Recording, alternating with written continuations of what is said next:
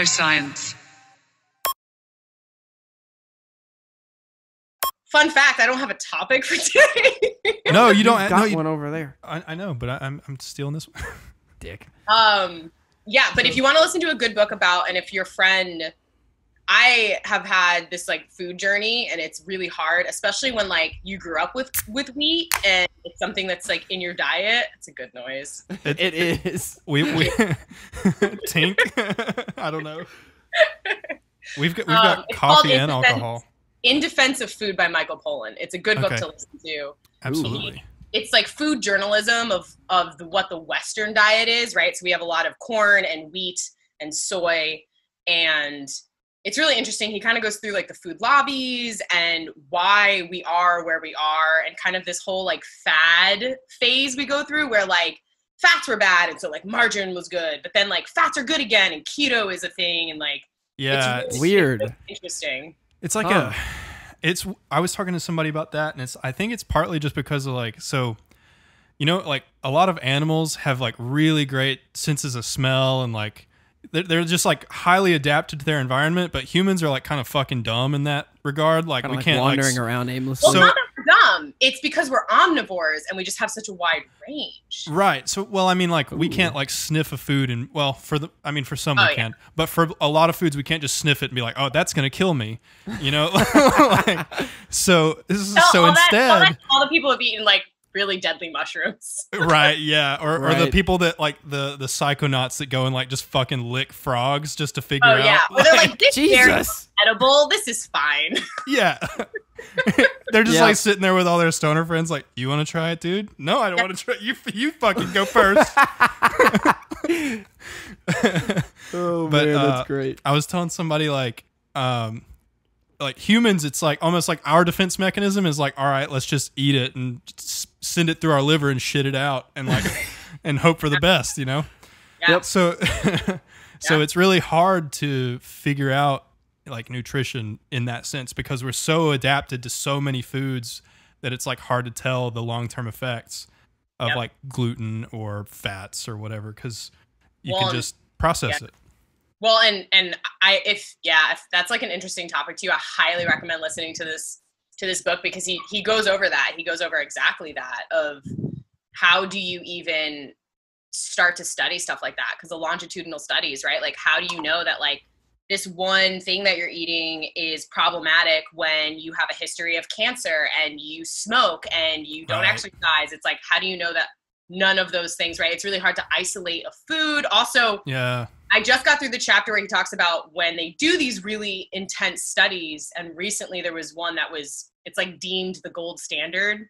Okay. And because people lie, because it's all like self-reporting, and people will like underestimate how much they eat because it's like a bit based on shame, and the study population was all women, and so women historically like won't report. So there's this whole calculation for like how much, it's insane. There's a whole statistical calculation for how much people lie, and then they apply that to everyone's answers. What? So like, yeah, it's crazy. So like, let's say I tell someone how much I eat, and that adds up to 1,500 calories in the day. They have this like statistical model that will basically be like, yeah, she said 1,500, but it was probably 1,800. That's so cool. So have you heard of egocentric bias? You heard of this concept? Yeah. So like, it's cool. So if you haven't heard of it, I haven't heard of like the particular word. There was a cool study that basically took a bunch of married couples, and they were like, they would ask them, which one of you does the majority of the work around the house, right? As a percentage. Right. And so like people would always overestimate the amount of work that they did around the house. So what they did was, instead of tracking like their actual answers, they tracked what their answers added up to. Because ideally it should add up to 100%. Right. Right. Or maybe even less than 100% if you live in a dirty house. Right. But instead it almost always added up to like 140%. So people think they're doing more than they're actually. Yeah. Right. So both people think they're doing more than half. And but then they flipped it and they're like, all right, which one of you contributes more to the mess? And it still added up to over 100%. Like 120%. So not only do people give themselves more credit than they deserve, they also give themselves more blame than they deserve. and it's called egocentric bias. Yeah, which That's is why wild. science is never completely objective, because everyone is biased. Yep. Just the way it Yeah. is. It's Except like you were for, talking you know, about with except for gravity, with, that's the good old one that you can't get around. like carbon dating. You were talking about carbon dating and how Yes. they like love if the- it disagrees with their Yes, I their literally hypothesis, they'll just not publish it. I found Well, tell me this, because carbon dating's within my field as a geologist. okay, so Ooh. I would love to get your opinion on this. And also, so we've kind of already started, so we might as well just keep going. Yeah, this is fine. We rolled right into it. Yeah. You look like Brie Larson. I was sitting here trying to think. I was like, who does she look like? Yeah. You look Oh. a lot like Brie Larson. Thanks. I hope that's a compliment. I meant it as a compliment. She's great. I mean, Captain Marvel is pretty badass. So Yeah, I would she's pretty take it. dope. Also Yeah. true. I'll take it. Yeah. All right. But so I was reading this article that I can't remember who it was sponsored by, but it, you have to look into like who these things are sponsored by to like, maybe Sponsored check. or funded, or like what? Well, that's kind of what I mean. Funded. Okay. Yeah. Okay. You have to check where the funding's coming from to Yeah. assess bias. For sure. Right. Basically, what it said was carbon dating is useful in science because when it agrees with our opinion, we publish the result. When it disagrees with our opinion weekly, then we'll like report it, but like say that it's inconclusive. Yeah, discount it. Yeah. You pick apart the reasons as to like, oh, why did this happen? Right. And then it was like, and then if it completely disagrees with our result, we won't publish. And it was like, okay, but so that just makes it sound like You're kind of picking and arbitrary, choosing. you know, Right, like yeah. if it sounds like what we want to, like if it sounds like the result that we want to get out there, then we'll publish it. then we'll publish it. If it sounds like the result that we don't want to get out there, then we won't. Ooh, Which I is have two yeah. thoughts on that. Yeah.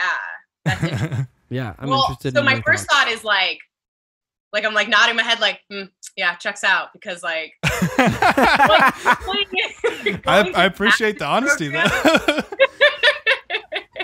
Well, going through a master's program and then coming out and like I didn't publish anything coming out of my master's out of Auburn. I was the first student to work on my research, and it was really inconclusive in the sense that I had a dozen data points and I spent 2 years getting those data points. And so there's no way that you can have any sort of like statistical trend out of 12 data points, right? So Right. Not with any Yeah, that's kind of tough. not with any like certainty.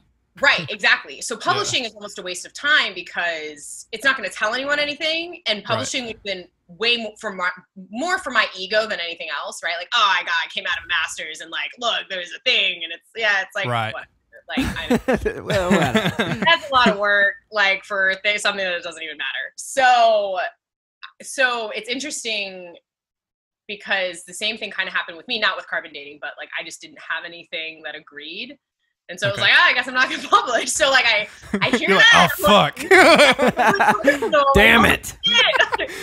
And then the other part of me is like, how much of that influence is from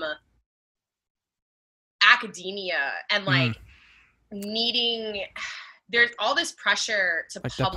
publish or right? So- perish. Yes, we talked about right, this with publish or Andre. perish Yeah. is huge. And so if you publish something and even with academia, people like to think that they're in academia, they're like on this level, but like people in academia don't read full papers, right? They'll read the beginning, they read the end, and they're like, oh, and I like it that it was in a nice, neat box, and now I'm moving on. And if it's not, Yes. holy shit, the controversy that kicks up. So if you don't have something that coincides, right? So if you're like, oh, I have this absolute date from carbon dating, and I have this relative date that doesn't match from, fossils or some sort of like something else that you have, and actually, then I could only imagine how much internal conflict that would kick up, because it's, you're expecting the backlash on the far end, right? Of like, okay, well, I'm going to publish and it's not going to agree. Plus, like, editors, when you go to send stuff out for publication, they'll rip that shit apart. They don't care. Like, oh, this doesn't make sense. Not only that, they'll rip it apart and then they'll ask you to apply to their sister journal for $1,200. Yep. What? That's a personal one for me.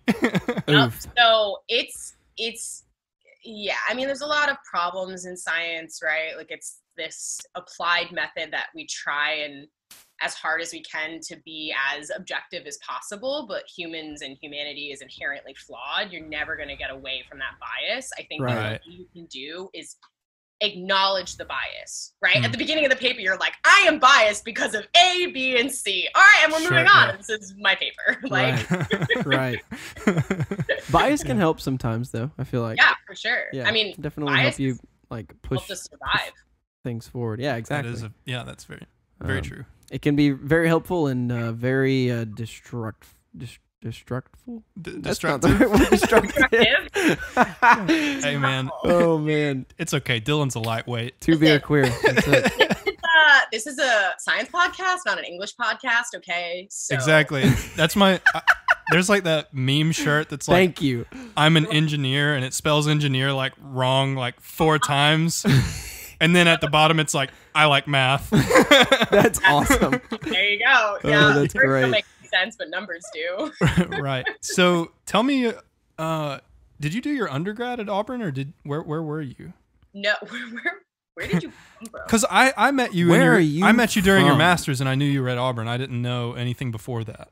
Yeah. So out of high school was a nightmare. My life was falling apart. It was great. Weren't we all? Well, yeah, wasn't everybody though? Yeah. Like... Oh yeah. Oh, it was.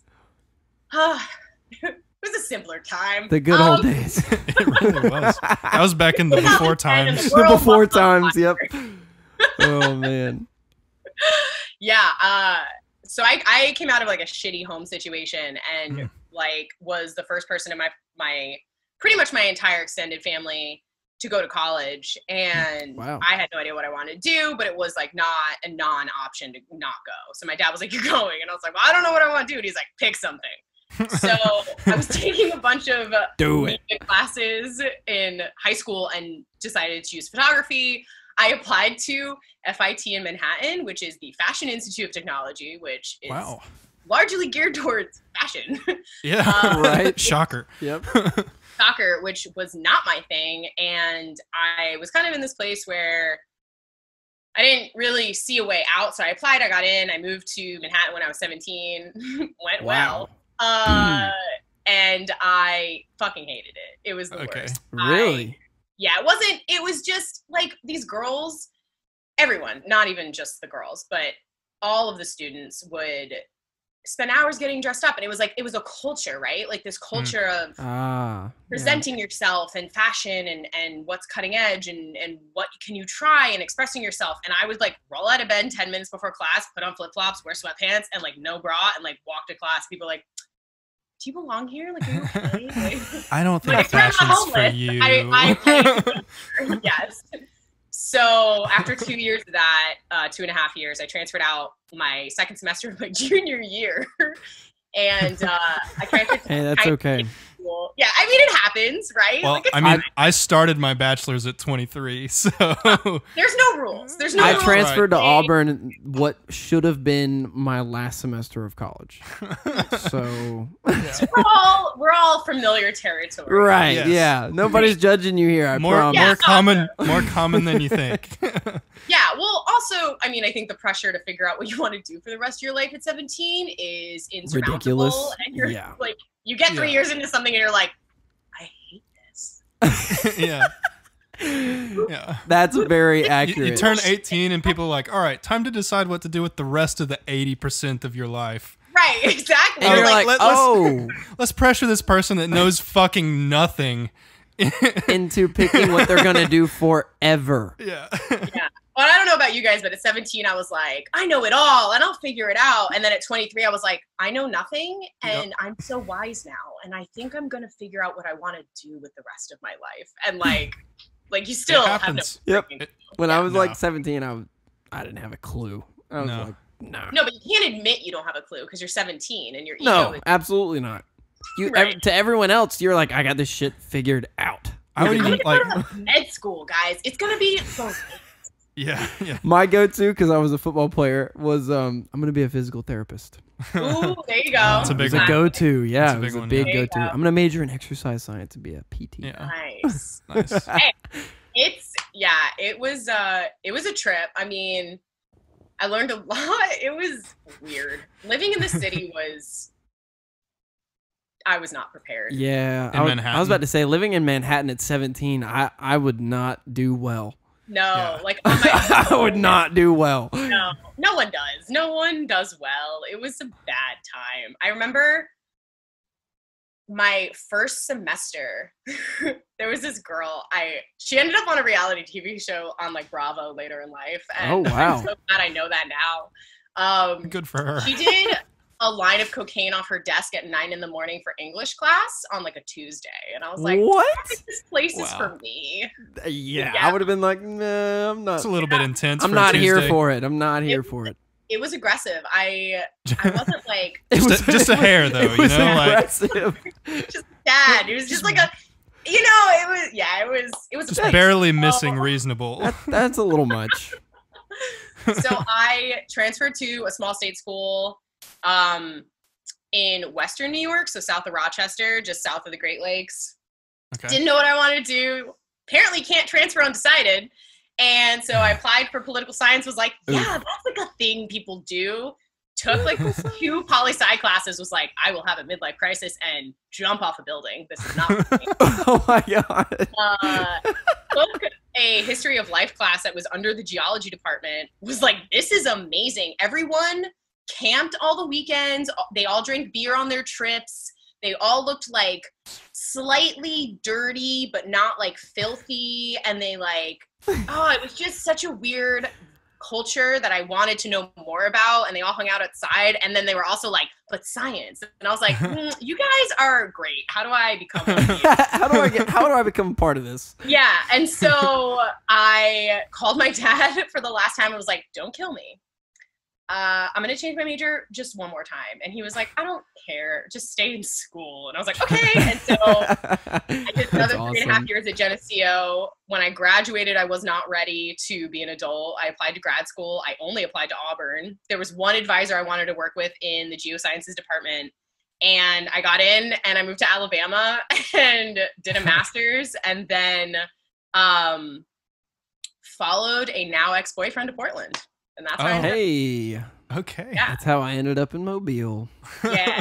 I think Andrew knows my ex-boyfriend. So wait, do I? I think I may have met him. We were all in the climbing group together. Is he Does he have curly hair? No, he's like really tall and skinny. Okay, I may have met him, but I don't remember him. I'm sorry. No, it's totally fine. Because I wasn't. She's like, I don't. I was never in the climbing team/club, whatever. Yeah, it was. you were always like around when we were all kind of. We were all just like down there. You know? Yeah, because I've always been like super. I'm not like. Well, okay, I am now. I used to not be very competitive. Wait. But the climbing team was never like competitive. But I don't think you understand. I was like a hippie level of non-competitive. I was like, man, I just don't like comparing myself to other people. You know? Okay. Like that level where it's like, yeah. okay, you're a douche. Nice. Stop trying so hard. But Nice. so I was never a part of the climbing team, but I was always around. Yeah. Well, that's how I ended up out here. And now I do environmental consulting. So I'm a geologist for an environmental engineering company. Dude, That is so dope. That's awesome. And Portland is like cooler than it is. Yeah, but you like Portland is amazing though. Portland is, the West is really cool. I love Portland. I spend a good amount of time in Washington as well. My partner lives up in just east of Seattle, so I'm up there a lot. Nice.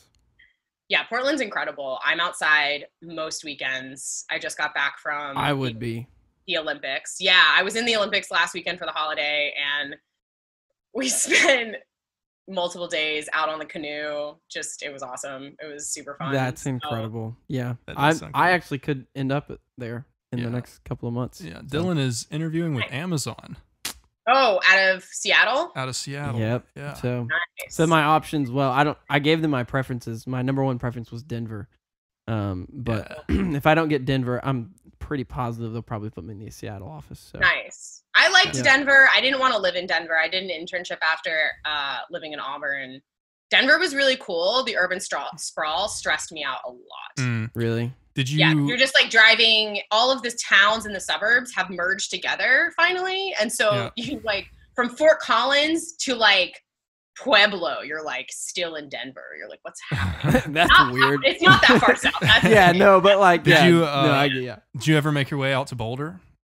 Yeah, I worked in Boulder. My internship, I did an internship with a nonprofit called UNAVCO, and I was doing workflow preparation for drones and just like for research people. It was like kind of a weird internship, but it was cool, and it was out in Boulder. So I lived in Denver and I commuted to Boulder, and it was a good time. It was a good summer. That sounds awesome. Boulder is. Did you get to climb in Boulder Canyon at all? Yeah, I climbed in Boulder Canyon with Gary and I don't know if you remember them, also climbers from Auburn, both of them. I might know if I knew his last name. Yeah, there's a lot of I know I'm already dropping last names. I feel like you'll definitely have to go back and beep those out because I just like anonymity. Like that's all right. Names. Yeah. Where are you from originally? I didn't catch it. What? Where are you from originally? Where'd you go to high school? Where? In New York, in the Hudson Valley. Ah, okay. So the Hudson River. Oh, so Alabama was like a culture shock. Oh, for sure. They're like, y'all pray to who? Nick Saban? What? Yeah. It was a crazy different place for me. I came from the smallest, most liberal arts, just bleeding progressive college in New York. So I was and it wasn't a bad thing. But I can only imagine going from that and then hitting Alabama and you're like, what the fuck is wrong with you people? Oh yeah. So I was in a sorority. I guess I still am technically. That we were a local sorority and we changed our constitution since we're not bound by Panhellenic, so we're not bound by like any national right. To change our constitution to let in like non-binary members and basically anyone who wasn't like cis male. And so we changed we weren't sisters, we were siblings. There was like a whole shift that we had. And so if that doesn't explain like how kind of liberal we were at that school, I don't know what will. Yeah, that was an aggressive change, and it was great, and it was aggressive. Really inclusive, but I mean, I feel like it's like, I don't know. I feel like maybe not. It's not that bad. I'm sitting here thinking like, why wouldn't that already be a thing? So I'm from Alabama, like born and raised, and I wouldn't even like think that that's like that big a deal. Right. But you and I are probably a little more on the progressive side for people from Alabama. For sure. Have you guys ever been in frat life? No. I was for one semester. No. And Andrew, I don't think knows that actually. Yeah. You were all learning things about each other. Oh yeah, it was freshman year, first semester. We're bonding. Trying to make some friends, you know. And I was actually a founding father of ATO at South Alabama. Oh, nice. You founded a fraternity? I assisted. That is a founding. different level. I assisted. Okay, but it was real like kind of just thrown together. Like we went on like this like mission trip with like campus ministry or whatever to Panama City. And then like the mission trips are a thing I didn't understand until I moved to the South. It's like not a thing in the North. Yeah, mission trip to Panama City. They really need that'll help. Do a lot of work down there. Yeah, yep. I feel like mission trips are definitely like a white savior complex thing where you make yourself feel better for sure. Yep, just a tad. Yeah. And some churches nowadays are like super upfront about it. They're like, mission trips are for you. They're not for the people. They're for changing your own heart, not for other people. Okay, like, well at least if you're willing to accept it, then I'm okay with it. It's if like you're willing to say like, it's definitely not for other people. It's different branding. Yeah. I appreciate it. That's like that's halfway there. You know, it's like admitting you have a problem, but then not changing your behavior. It's like, I applaud you. You tried, but like you could do better. Like, come you're on, being guys. honest, but fix it. Right. But Yeah. But you're still just taking people's money from a church to go on vacation. Right, exactly. Yeah. Right. So, Yep. Oh, yeah, it's wild. yeah, so But Alabama, anyway, so they like recruited me, and it was literally just because they needed one more guy to be like an official chapter. do Interesting. they need like a certain amount of like They needed a founders? certain amount of people to be like a Yeah. go from a colony to a chapter. Yep. Colony. Yep. So Yeah. these things colonize. Apparently, yes. Yeah, it's They're a like whole fungi. thing. It's a Yes. it's a lot of rules. You'd be surprised. We had a lot of issues with like maintaining members because we were kind of fringe. I mean, we weren't like most people join frat life to basically just drink alcohol, and they don't want any Yeah. Right. new, like they're like, don't bother us with like new progressive ways of thinking. Like that's too hard. And so, and like I don't know, frat life hard, bro. it's so hard. It's Frat so life in the difficult. South is so different with like the big McMansions and everyone lives in them. It's like The that was- McMansions. I've never heard that before. But yeah, it's pretty it is. funny. Yeah. Yeah. So I want to hear a little bit about your research, right? So while you were at Auburn, what were you researching? So Just like, She's like, oh man. just like, oh, I was having No, such a it's- good time. wait. You going kill the buzz, Andrew? Fuck. I'm ready to get my thesis out because I've like forgotten so much. It's been 2 whole years. So I'm like, I know my thesis is on my bookshelf. Let me just like get it really quick. I was studying, so I was using ground penetrating radar. Well, okay. So back up. We'll go back farther. Okay. My research was using geophysical methods. So the ground penetrating radar is the physics, and to study geomorphology of rivers. So morphology is how landscapes change over time, and I was doing that with rivers. Technically, that would be fluvial geomorphology. It's a lot of words. Fluvial. Ooh, that's a nice That word. sounds like a Rick and Fluvial. Morty word. It does. Like It does. everybody has a plumbus. Everyone has a fluvial. A fluvial. Wow. Is it fluvial or fluvial? V. With a V? Okay, fluvial. Okay. I love how she drew it. Yeah. No, that was super helpful. Fluvial. Well, Accessibility. yeah. Yeah. Language is hard, guys. Yes. It is. Again, not an so- English podcast. We're not, just a reminder, this is not an English podcast. Yeah, so this is box, it's just an orange box, and I drag it around the ground, and it was not fun at all. That's I can only. I'm sorry. Wait, I'm just visualizing this right now, and that just sounds like I can just see like one person out in the woods with this Yeah. orange Oh no, box. not the. Do you know where? Oh man, do you know where the turf field is on the corner of? Okay, do you know I where? don't know that street. Do you know? I'm trying to think of campus. It's really hard. South Campus, where like the cows are, where they do all like the Right. like Okay, all of that. There's right. like that pond, and then Next to that there's barn? that intersection where it's like field, and then there's like a weird turf field, and then there's like a shopping mall, and then there's like a gas station and a hotel, I think and it I goes have towards an the Garden idea District, of what you're talking about.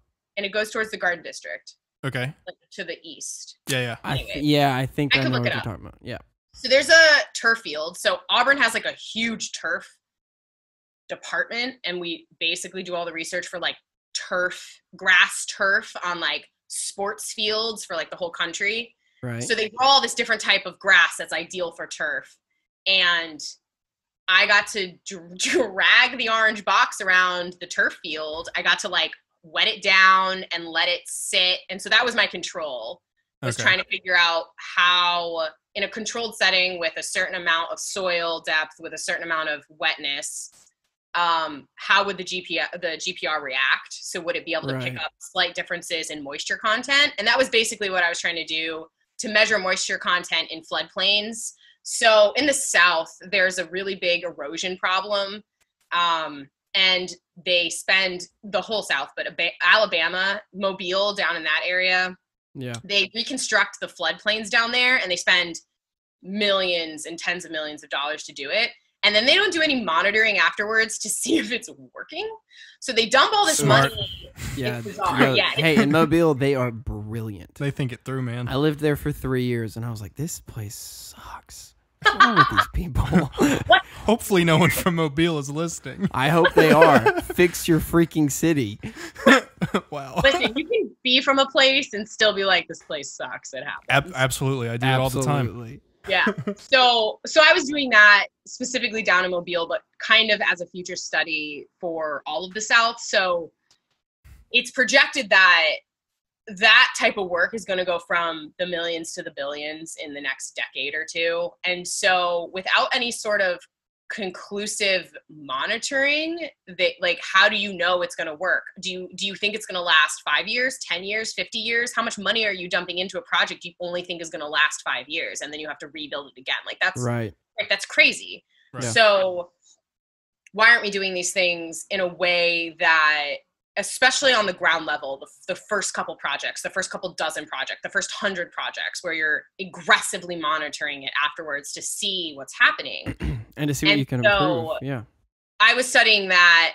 I was only able to get a year of like work in, and I was the only one doing it, so I only have a handful of data points. I don't know if there was ever funding after me to continue that work. So that's some dead science, probably. Man. But it was cool when I did it. Hey, I mean, yeah. I mean, then you're like the only one in that field that has, like, you know, research, I guess. But yeah, I mean, I was basically experimenting with the GPR and seeing if the data was fine enough, right? You could dial it down to a fine enough scope to be able to delineate moisture content differences. And because floodplains, which is the area right next to a river, when a river floods, it sloshes over and then it drains. Right. And so are these floodplains draining, or is the water sitting there and pooling, right, and getting kind of like a wetland vibe? Is it sitting and creating algae and bugs and habitats? And that is part of floodplains, but you don't want all of your floodplain to do that, right? You want it to slosh over and then you want it to drain. Right. But it's this whole concept of, can we reconstruct nature? The answer is absolutely fucking not. And the fact that we think so is real egocentric. But we're going to give it a damn shot, man. Hell yeah, we are. So are we reconstructing these floodplains in a way that is going to be long-term? It's going to last long-term. It's effective. It's going to integrate into the environment biologically, ecologically, geology-wise, right? Like, is it going to affect something downstream, right? So if you reconstruct it and you change your water flow or your sediment content, that's going to affect whatever's downstream from that. That gets really complicated really fast. It is almost an impossible system to grasp. It's really crazy. There's just so many variables. Levels of complexity. Yeah. Yeah, so many variables that you just can't control for. And so it's this like weird, this is why I love geology, because a lot of it is this like pew pew Wild West science where you're like, yeah, we'll just like do that thing, and then you try your hardest and everyone's like, oh, good job, like you tried, cool. And where it's way more aggressive in like chemistry and physics and biology, it's a lot more established. Geology is still very new. I mean, we really have had geology research in any conclusive form for like the last 100 years. And that's like not a joke. And chemistry and physics have been studied for thousands. And so we're on like a different scale. Yeah. And so a lot of the wetland and ecology kind of merge with geology sciences. We're kind of learning at a very rapid rate, especially with climate change stuff, right? That's all kind of being incorporated at the same time. So I think I was definitely drawn to it because people are like, yeah, that thing over there, I want to know more. And everyone's like, okay, go for it. Like, cool. Right. Well, nobody else is studying that. So. Yeah. Right. No one's ever looked at that weird red rock that's only 2 inches thick in this one part of New York no one gives a shit about. Go for it. Exactly. Cool. Weird red rock. Yeah. That's awesome. It's crazy to me though, because like I feel like that should have been one of the first things that we figured out. Hey, look at that cool rock over there. Let's go study it. Rocks, guys. I don't know if you've ever like driven places, but there's just a lot of rocks. Well, yeah, they're kind of everywhere. I say maybe that's why, because we just kind of filter them out at this point. We're like, oh, it's another fucking rock. Yeah, no one really cares about rocks, which is also why I love geology, because I'm like, ooh, the thing that no one wants to do a lot. I've had so many friends take geology as like an elective because it was yeah. easy and because Rocks for jocks. I taught that class. It was great. Did you really? Yes, I heard somebody call it that, and I was like, I don't know if I should bring that up, considering. Yeah, no, it's rocks for jocks, and I was a crazy person because everyone hated that class, and it's just there's a lot of grad students. Sometimes are not meant to be teachers, but Don't say. when you get paid to teach classes to then do research, that's kind of the way it is. Yeah, It's a very broken system. yeah, But I agree. I really love teaching. So while I do my full-time consulting job, I also teach part-time at the local community college here.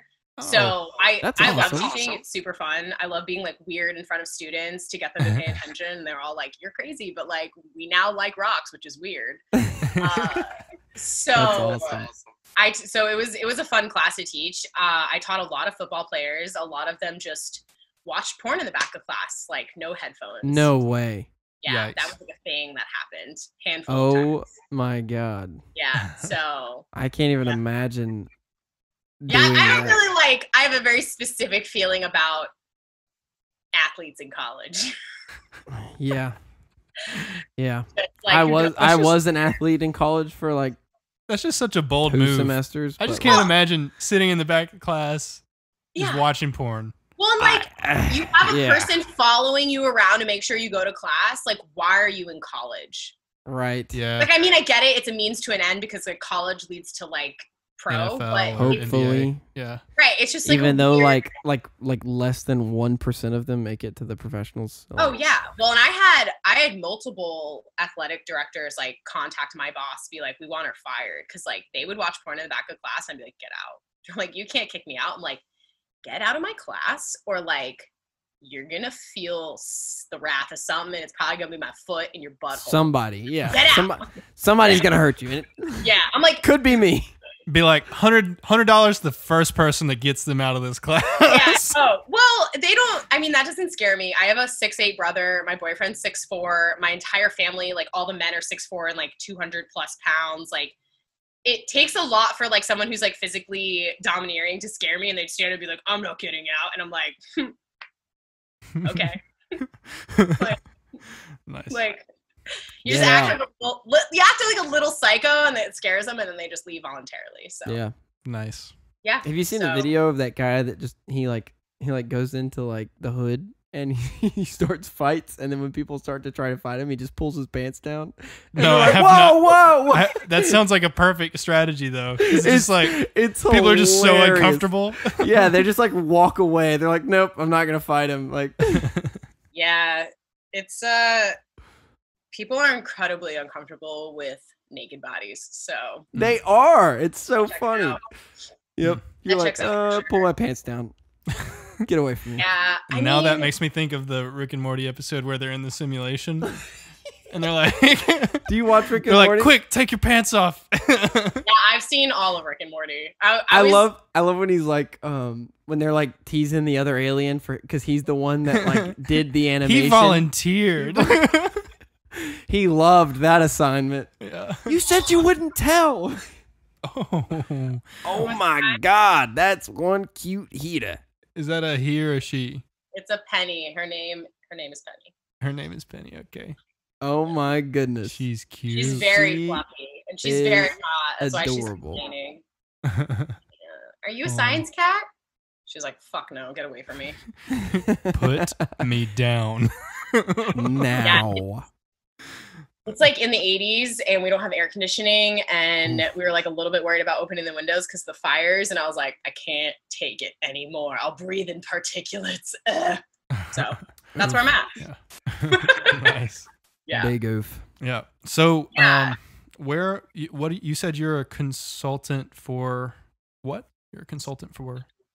An environmental engineering company. The company I work for is PBS Engineering and Environmental. And so I do soil, water sampling, oversight, compliance stuff, right now, since I'm kind of a low level field person, I do a lot of the field work. I do very little of like the report writing. I really like the field work. Consulting is an interesting field, at least for environmental. It's a lot of feast or famine. So it's a lot of like, hey, you're going to have like 50 to 60 hour weeks for all of these weeks, and you're going to totally burn out. And then you're going to like maybe make 40 hours for like another 8 weeks after that. Wow. So there's a little bit of like whiplash, kind of you're busy, and then you go through these periods where you're not busy. And mentally, it's definitely a challenge for me because the way that I am, I think I crave stability in multiple places in my life. And so it was fun in grad school. And now I'm like, I don't know if this is fun, like long term, because in the feast, I'm very like, this is awesome. And then I'm like 3 weeks into it. And after finding out I had celiac, like I got horrible heat stroke in Alabama. And then I got pretty bad hypothermia in Punta Arenas in like the southern port city out of Chile that goes to Antarctica. Wow. So my body has kind of been like stressed to these extremes, and I get really fatigued. And so field work kind of like beat me down after 60-hour weeks for weeks and weeks and weeks. And so, yeah, I mean, it's just kind of the way it is. And, and I find myself like wishing I was slow when I'm busy, and then mentally being like so bored when I'm not busy that I'm like, so you go through this like mental cycle where you're kind of wishing for whatever you don't have. And like, I never was that person who was like, oh man, I wish I had like a 9 to 5. And I don't really want that, but the way this is kind of also not sustainable for me. And I think it's kind of like a personal thing. So, but consulting is super interesting. I do a lot of different things on a week-to-week basis. Like no day is the same, which is nice. I meet all types of people. I go all types of places, which is really cool. It's definitely an interesting field. So I'm kind of in it right now to experience and get as much diversity of experience as possible. There's a lot of things I want to do in life. One of them is my dad is working on this thing called Passive House. And so in a couple of years, I'd like to kind of transfer all my skills that I have in consulting to helping him run his business out on the West Coast. And so Passive House is this cool building style where you use the angle of the sun and kind of where you are with your temperature and your rainfall and your high heat and your low cool to build a house. It has like 18-inch thick concrete walls.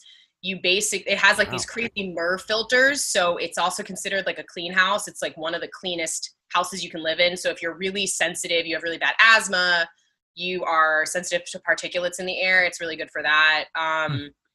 You can basically heat the whole place with like a tiny little pellet furnace or like a wood burning furnace. Wow.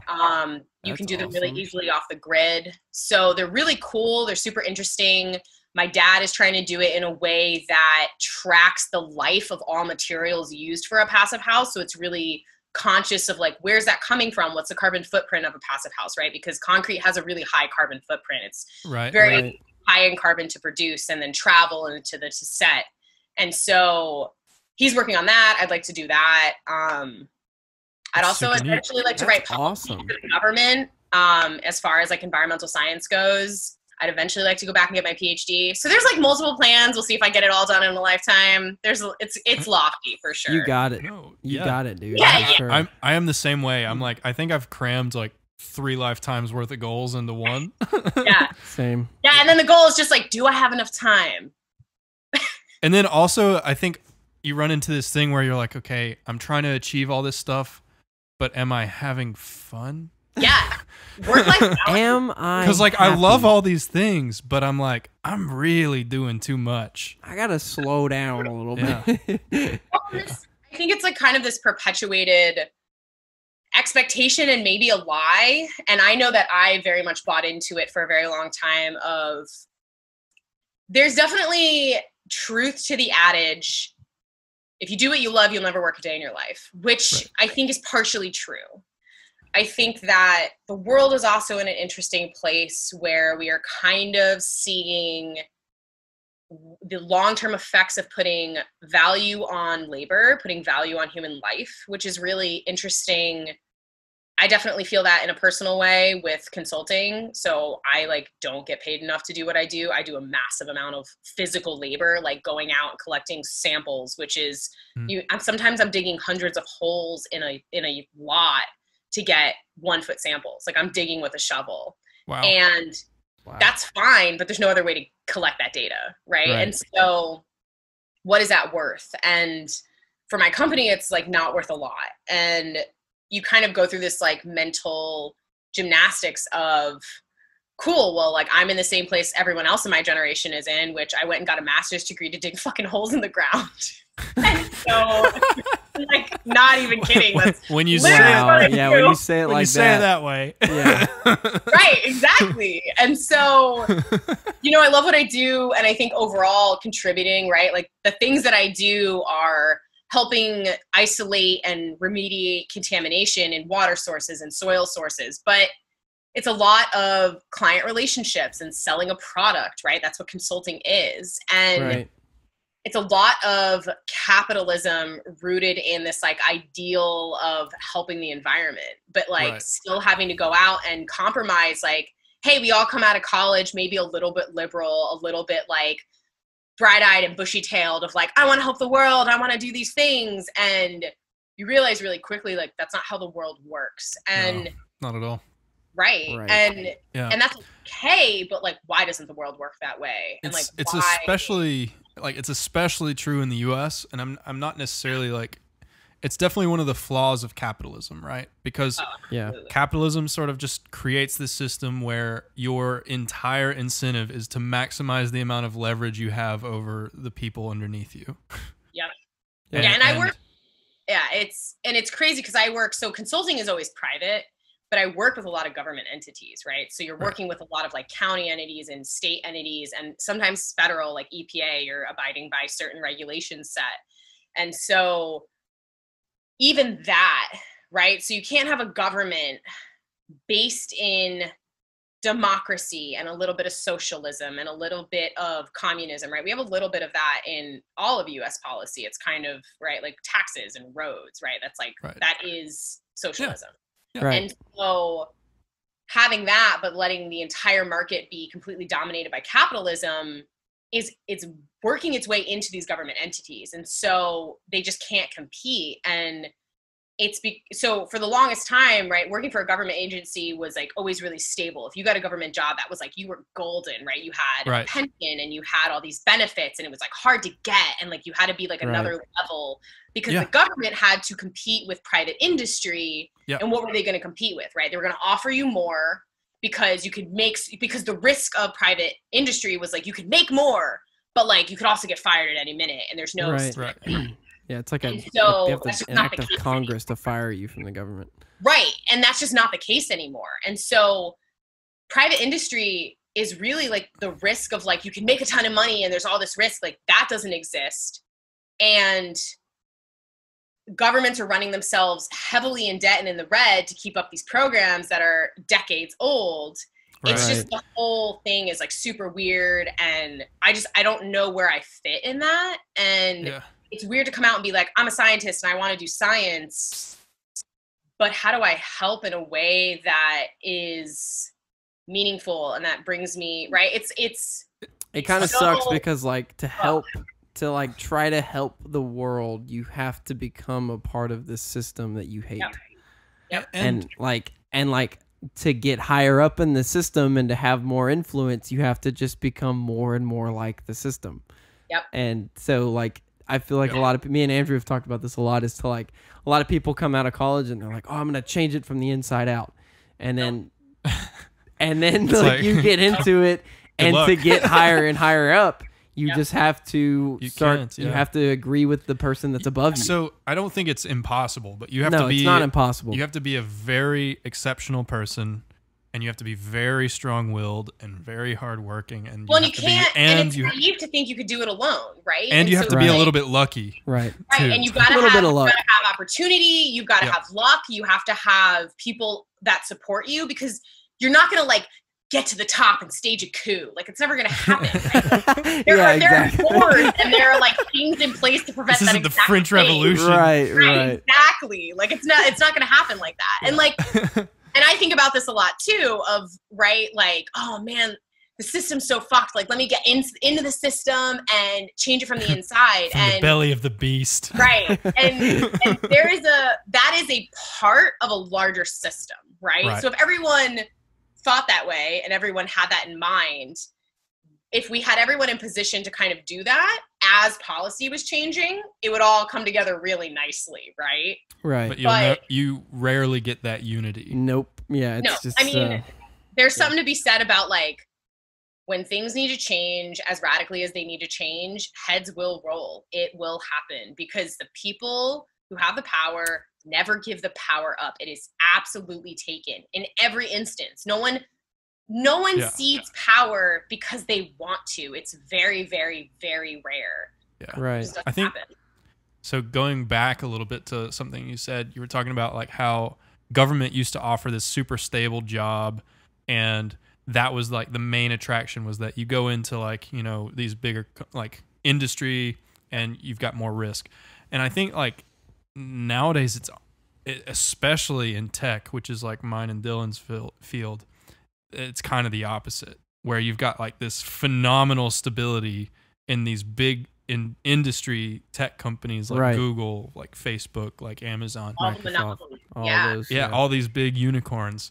And that's what they are. Yeah. They're very rare. They don't, you know, like, yeah. Everybody thinks they're going to start the next Facebook, and it's never true. Oh, well, I mean, that is literally the perpetuation of the American dream, right? We've been sold this idea that everyone is going to be a millionaire or a billionaire when, I mean, that is the ultimate lie of capitalism, right? Like, why do we all want that? Why is that the thing that we value? And we have all these people that are willing to be that poster child, like Mark Zuckerberg. It's like, oh, look at this guy who dropped out of college, who had rich parents and sent him to Harvard. Yeah. You know, and then he drops out and becomes this, you know, multi-billionaire person. Well, it's incredible. Like, who controls the narrative for that, right? Like, Yep. No, yeah, he does for sure. Yeah. So he gets to sell his story as like, oh, you know, I'm like this boy genius that dropped out of college. Right. Yeah. Small loan of $1 million. Yeah. Oof. God, I love that. Dude, my favorite. So Big oof. Actually, my favorite thing about Trump is his failed steak company. like delivery of like I think steaks. one of my favorites was like his failed business school in New York. You know what? Easily my favorite thing about Trump is the book that was just written by his niece. Oh, wait. Oh, yeah. That talks about like how like mentally unstable he is. Oh, if you guys, I've been offering this to everyone. I will buy it for you. If you need a book for the election, I'm not kidding. I'm 2 beers in, but I could not be more dead ass. So my brother, I got back from That's the quote of the podcast. Yep. The quote of the episode. 2 beers in, but here we go. I could not be more dead ass. That's such a great. That might be the caption. You know what? I'm gonna get 3 beers for when in. I'll be right back. Yeah. No, so tell me about the book. I haven't even heard of this. So it's called. Hold on. It has a name. It's in my Audible account. That would be pretty edgy if it didn't have a name. Yeah, it's No Name Book by Mary J. Trump. Can we write a book one day that has no name? Dylan just said, "Can we write a book that has no name one day?" Can we do that? Yeah. I don't. How would you market that? You don't. Whoa. You guys remember? You guys were. When were you born? 94. 96. Okay, I was born in 92. The early 2000s. Okay, so you're my older sister's age. Yeah. So I just turned 28. I am fastly approaching the big 3-0. Bro, you're getting old. Get it? Does that make you feel 30. weird? 30? Does that make you feel weird? No, it makes me feel badass. I can tell children what to do now. Nice. Wait, are we considered children? No, like children. Oh, children. Do you think you're a child, Dylan? I mean, some people. You fucking weirdo. Some people still think I am. It's definitely weird. Ooh, you want to talk about Alabama experiences? I moved to Alabama when I was. What year was it? 26. Man, that's a good beer. I was 23. I love this hours. You were 23. Oh my God, so many numbers. I don't know. I was like 23 or 24. And I had a gynecologist. Okay. Personally. All right, here we go. Yeah. No, let's hear it. We're going to dive in. It's going to be good. It's 2020. We're all about it. Yeah. Yes. I want an IUD. You caught our attention, that's for sure. Yeah. I wanted an IUD. I wanted the copper IUD, which, like, Right. there's some controversy. It's, like, bigger, and they're like, we only give it to women who have given birth because your uterus stretches out. I don't know how much science is behind that, but whatever. It sounds So I like was like, something yeah, that, I want that one. There's no hormones. I really was, like, on this, like, I don't want any hormones in my body. The pill had, like, messed me up really bad. And I went to a gynecologist on campus, this old, crusty-ass white guy. Ugh. And he tried to persuade me out of it. So, like, when you get an IUD, you have to go in for this, like, consultation visit. And then when you get your period, you go in because you're bleeding. And so it's just, like, easier to insert. And so you have to go in for this first meeting. And he, like, tried really hard to talk me out of it. And I was like, no, like, I really want this. Like, I'm 24. Like, I'm advocating for myself. Like, I'm not asking like, your fucking opinion. Like, this is what I want. listen, I'm an adult. Like, so I show up for the procedure, and he basically, he's like, well, I don't do that because it's an abortion aid, which is medically incorrect. Wrong. Just, that's wrong. Wait. He said what? What? He said what? It aids the Paragard, which is the copper IUD. He said was aiding in abortions, which is not true. It prevents the egg from lodging into your uterine lining. It doesn't, like, dislodge already lodged. Yeah. Oh, yeah. What? This was 2 months this was 2 months into living in Alabama. I called my mom sobbing and was like, please take me back to New York. And she was like, no. I'm so sorry that you had that experience. Oh my God. That's ridiculous. Oh yeah, this is like a whole thing. I mean, that's almost like, that's like borderline malpractice in my opinion. Oh, it's absolutely malpractice. Well, and it gets worse. So I'm in the room. I'm like legs up, sheet over the crotch, no pants, like ready for this procedure. And he tells me this. And so I sit up and I'm like in tears. So getting an IUD into is also extremely painful, but like kind of worth it because it goes in for 5 to 7 years. It's in there for a long ass time. Right. It's great. You don't have to think you about don't have it. to worry about it ever No, again. yeah. Right. It's like, yeah. And you're like taking like proactive steps to prevent unplanned pregnancy. Like, I don't see how that's a bad thing. Right. There's So nothing wrong I with don't that. know. Anyway, This guy he was definitely in his 60s or older, some weird ideology about it. Like, it's just, sometimes it's not, it's like, it was definitely not about me. Like, it was not personal. No. Like, this guy had a weird relationship with women's vaginas. I don't know. So it was weird. First time that word's been said on this podcast. Yeah. No, I'm here for it though. Yeah. Well, you're our first female guest, which is like super fucking exciting. I'm excited. Yeah. Hey. I love it. We'll just like dive right in. I mean, if you guys are let's go. prepared, you are now. We're in. So yeah. I mean, so then he like shook my hand and was like, "Yeah, I'm not going to do that procedure. You know, best of luck, kiddo." And then what? Did he literally shake your hand? He looked me in the eyes, shook my hand, and said, "Best of luck, kiddo," and left the exam room. Wow. What? I burst into the tears, and the poor nurse next to me was like, "I'll go find someone. I'm so sorry," and like left. So I'm in this room crying. Yeah, with my pants on. It was like a whole thing. Wow. Oh my God. Dude, if I was the nurse in that situation, I wouldn't even know what to do. I think I would bitch out the doctor. I'd be like, this doesn't normally happen. Dude to go do it. Like, there was another doctor in the practice who was like, "I'll put this thing inside of you," and I was like, "Thanks, man. That's all I wanted." So that sounded so. Oh my God, like, that's backwoods. So, yeah. Here, I'll do it. Here, yeah, I mean, somebody hold my beer. I got it. It is Alabama. So Wow. yeah. So that was like my first traumatic experience in the South. It was great. Wow. You get plenty of them down here. Oh yeah, so that was so when you say like kiddo, like when people say that to me, I'm like, yeah. Cringe, yeah. All right, yeah. Like I was like 23 or 24, and I was like flabbergasted. I was like, and I'm definitely not shy, and I was so shocked because it was so nonchalant and casual. I like didn't even have a response. I didn't. Yeah. My brain skidded to a halt, and I like couldn't even come with a rebuttal. Like, fuck you, burn in hell. Yeah. Cliff. Wow. You know, I like don't even know what to like say to that. I mean, yeah. it's just like, I mean, if he had like That's genuine like health concerns but like he should just advise that to you and then be like, okay, like, you know, the risks, I'll do the procedure. You're in a vulnerable position. You're speaking to a doctor, right? Which there's this like inherent trust. You're sitting on an exam table with no pants on. So you're like already in like a vulnerable position. This guy's like, stick his hand in you to like get this thing that's going to be like painful. So I'm like mentally preparing myself for a procedure I know is going to hurt. And just like, and this dude's just like, hey, fuck you, I'm out. Oh, yeah, I called like, for months. Yeah, I called for months trying to like file a complaint, and it was a whole thing, and they were like, well, he's gonna like retire soon, and it was like, but that's no. What? I feel like in any other state that could have been a lawsuit. Oh yeah, this guy was an OBGYN, so he's like delivering babies as well. So like, I can't imagine being like a pregnant woman and having like that in near me, and him being like, I think you should do this, and then you being like, nah, like, this is my baby, I'm gonna do it this way. How does he make like, a living? See, I'm gonna leave. And like, to me, okay, so this may be like the conservatism of my upbringing a little bit, but I'm like, if you have some sort of religious conflict with doing this procedure, don't you think that should have come up way before this girl?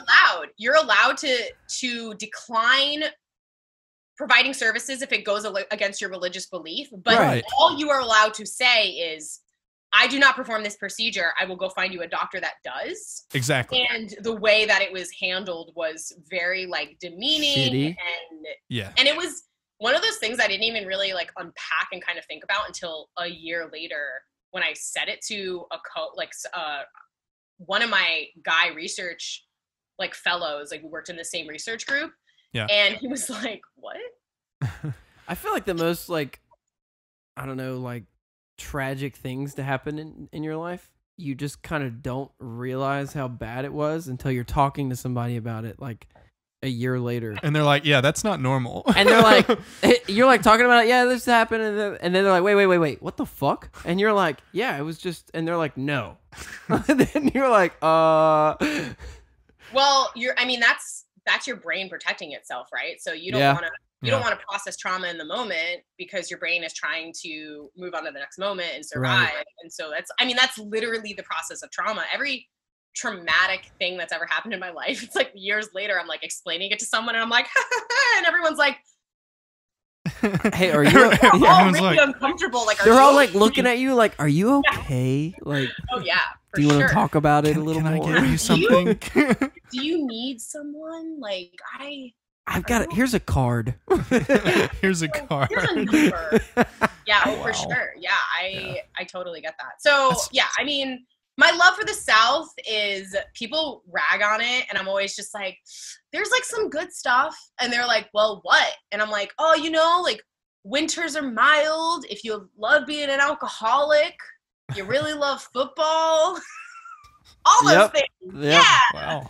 Southern hospitality. I mean, that's one thing that's actually real, but sometimes they go a little over the top. And I've met some of the get out of my face in the South. Like I think that, I mean, the South is not doing much for itself, but mostly because the people representing you suck. It's not really you guys. It's the old crusty white dudes. Shout out to Governor Kay Ivey, who sounds like she's dying every time she gives a speech. Yeah.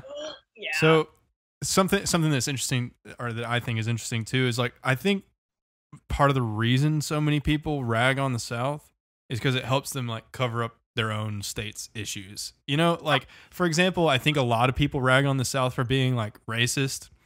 And I'm like, I don't really know that many people that are like overtly racist from the South. Like, there's definitely like lingering cultural things. For sure. But but people act like every single person that lives here is just like overtly racist. And I'm like, you're just covering your own. Well, you know where the birthplace of KKK is, right? Where? Eastern Oregon. No way. I would have guessed Tennessee. Yeah.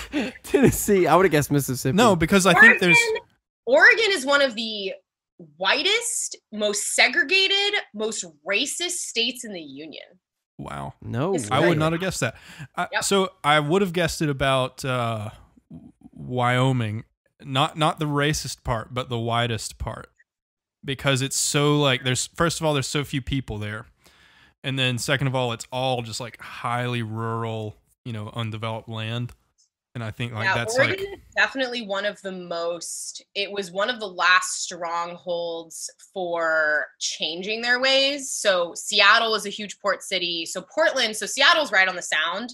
It's right on the water. Right. And Portland is about 60 miles in on the Columbia. So it's not as big of a port city. So Seattle got a lot of migrants from East Asia so Vancouver is very right. Asian dominant. Seattle has a lot of like East Asian, Russian, Indian population. Portland is very white. I mean, even just living here for 2 years, it's incredibly white. I grew up in New York, which is very diverse. Everyone, even my county, so I'm like 2 counties north of New York City. Yeah. A lot whiter than the city, but still pretty diverse. And growing up in that being like really normal, and moving to the South, and definitely a culture shock, but diversity wise, and in Auburn, this was interesting to me. Oh, excuse me.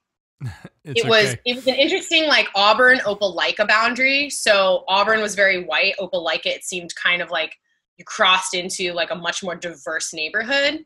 Right. And so it seemed like the diversity existed. It was just a lot more segregated.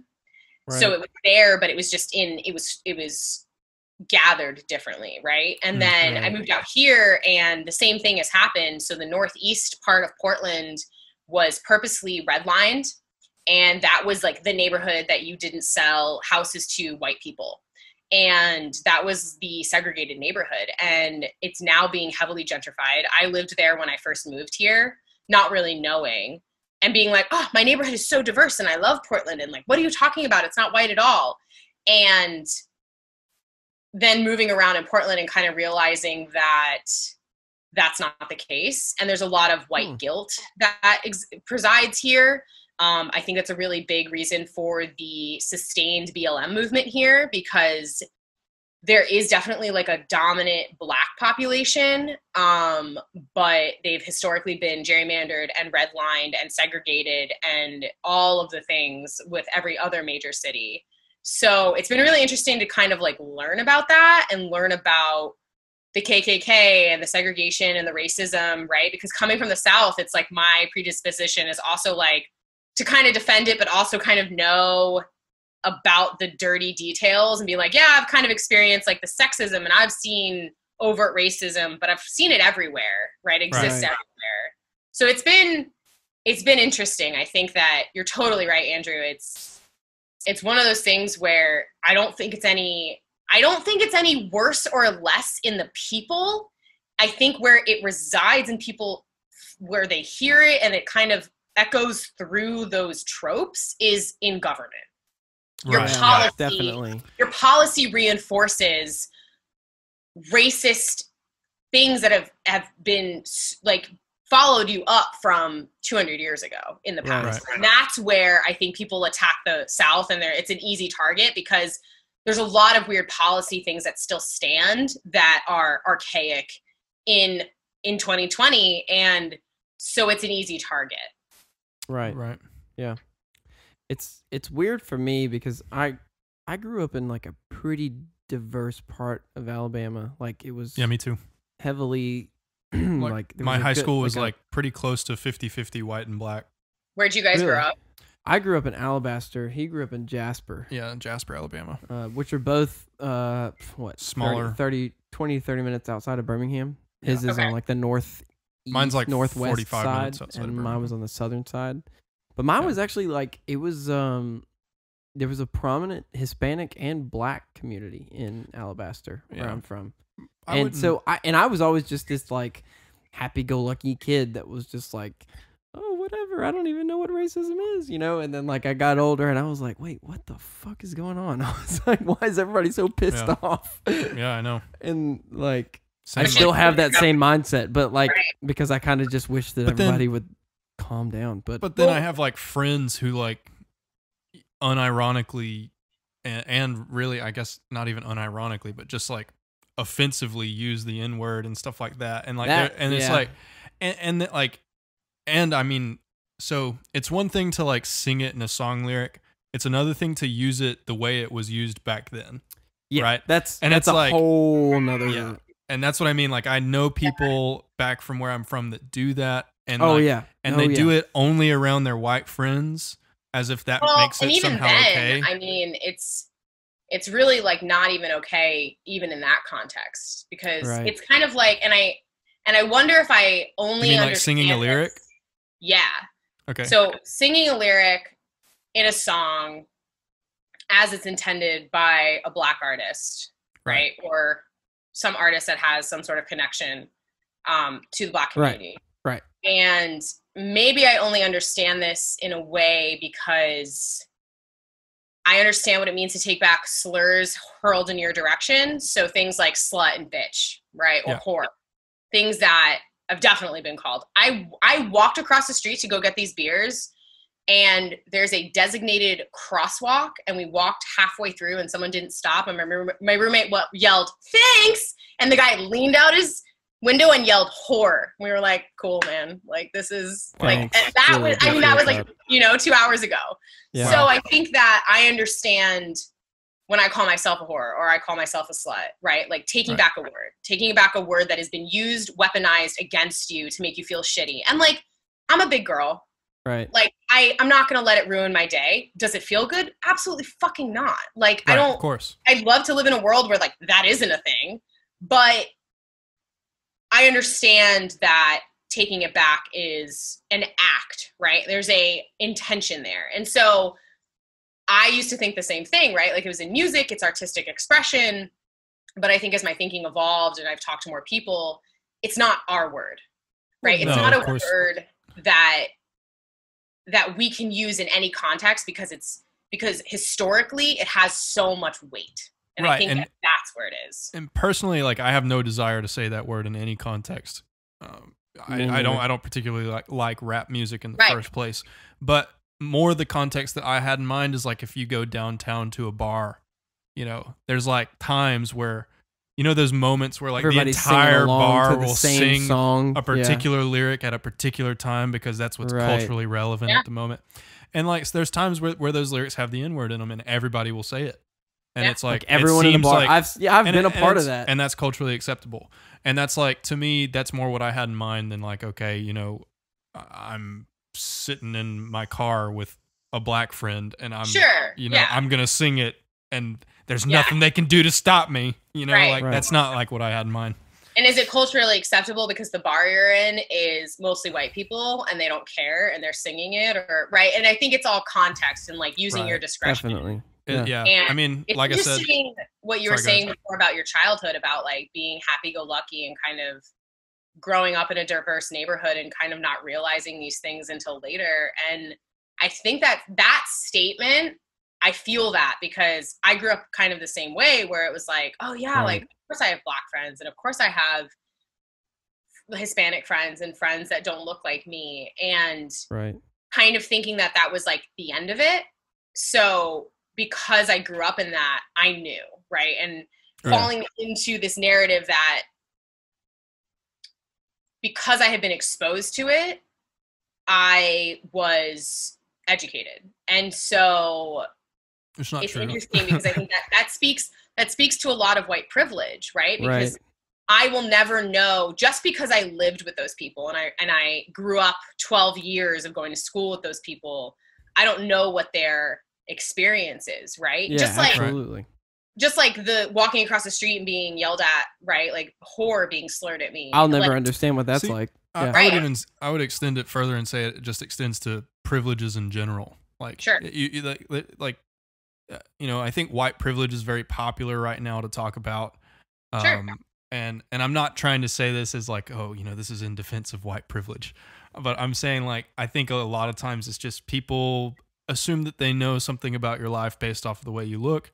And that's just like a very poor predictor of what somebody's life was like. We were just talking about that before you got on the call. Yeah. Yeah. Like, it's ridiculous. It's ridiculous to look at somebody and be like, I know what you did. I know what you went through. Yeah. It's insane to look at somebody and think that you can just know, like, oh, I know what that person's like. As an extension of that, it's also ridiculous to get to know one person from a different group. So like to get to know one black friend and then ask them about it and then be like, oh, okay, I get it now. Like, right. That's fucking ridiculous. No. And that's, it's not the case for any group, right? Like right. You have to approach. And you're not going to like know all women, right? No, or all women. Absolutely. Right.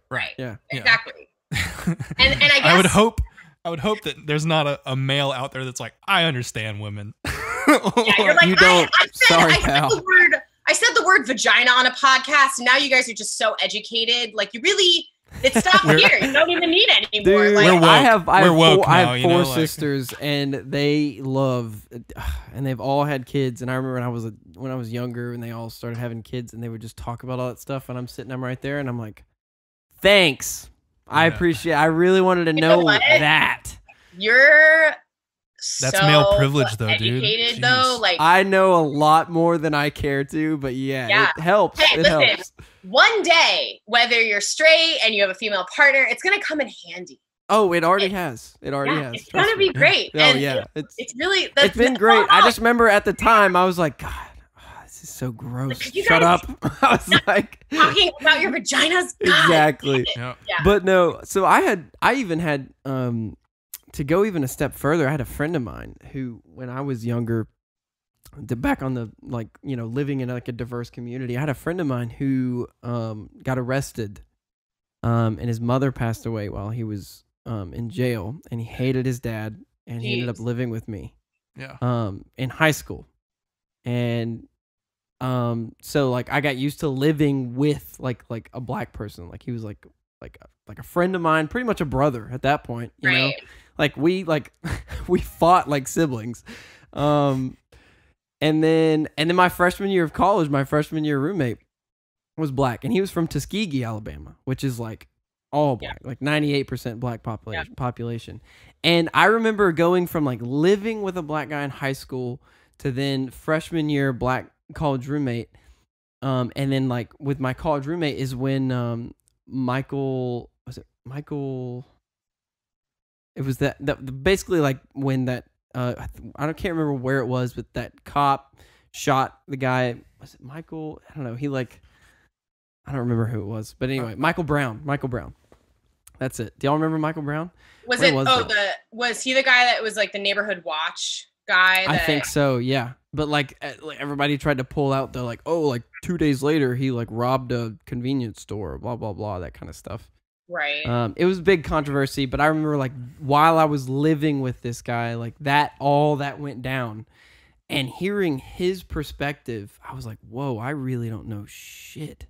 Yeah. I was like, I don't know anything. And me and him would have debates, but it was never in like a I'm defending myself or he's defending himself. It was more of like I'm trying to learn about why you think what you think, and you're trying to learn about why I think what I think. And me and him still keep up with each other, and it's kind of wild, like the impact that he had on my life, and like how my view of that whole situation has changed because of him. Right. So perspective is a powerful and incredible thing, right? Absolutely. For sure. And I think it all boils down to kind of like the essence of what we've all been talking about is believing people when they tell you their story. And I think that ties into, it's ridiculous. Like Andrew said, it's ridiculous to assume you've heard one person's story and you know now what that group feels. And I think that's why it's important for the elevation of voices for those people, for all those people, right? Women and all oppressed people, because only they can tell you what they need and what they want and what they envision, and you can't. So it's really hard, right? It's really hard. And the hard worst thing that you can do is tell somebody that their perspective is bullshit, or wrong, that their story is a lie. You're like, I mean, it's just like, it's not going to help anything. Even if they are like a little disillusioned and like not seeing things correctly, like saying that you're wrong is the worst step that you can take to try to help somebody.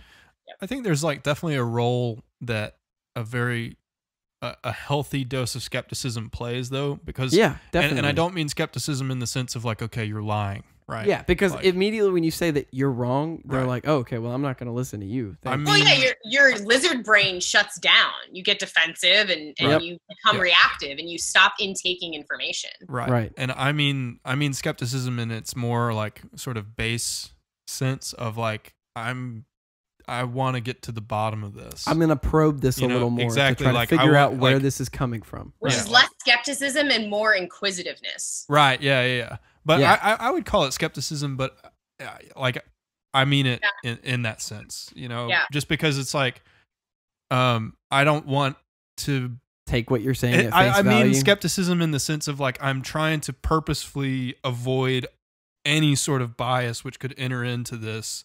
So like that sense of skepticism. Well, to go full circle, Ooh. Man, Ooh. that Beer's beer's, not yeah, I fun, was about to say that beer's really hitting you. What's the percent by volume on that? It's not high. It's like a 5.5.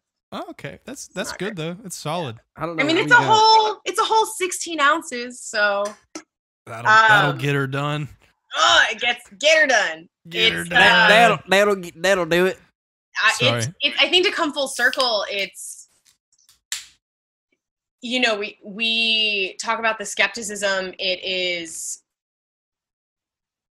super validating, right? When you can be inquisitive, you can be probing, right? You can be like, hi, I want to know more because I'm like genuine, but I'm listening, right? And that's very different than I'm trying to get information out of you to fit my narrative. And I think it's, you know, and you can tell, right? Like when I sit down and talk to people and open up about, you know, my gynecology story in Alabama or my rape in Atlantic City or being harassed on the street or living in New York City when I was 17. It's almost like whenever people are, whenever you tell a story like that and people are like, yeah, but like, what were you wearing? You know? Yeah, and what were you asking for attention and how young were you and right. And I think that, you was know, he your age? Like, you know, maybe he could have been like a viable. Oh, you were naive and you put yourself in that situation and it's right. And were you drunk? Stuff like that. Yeah, exactly. And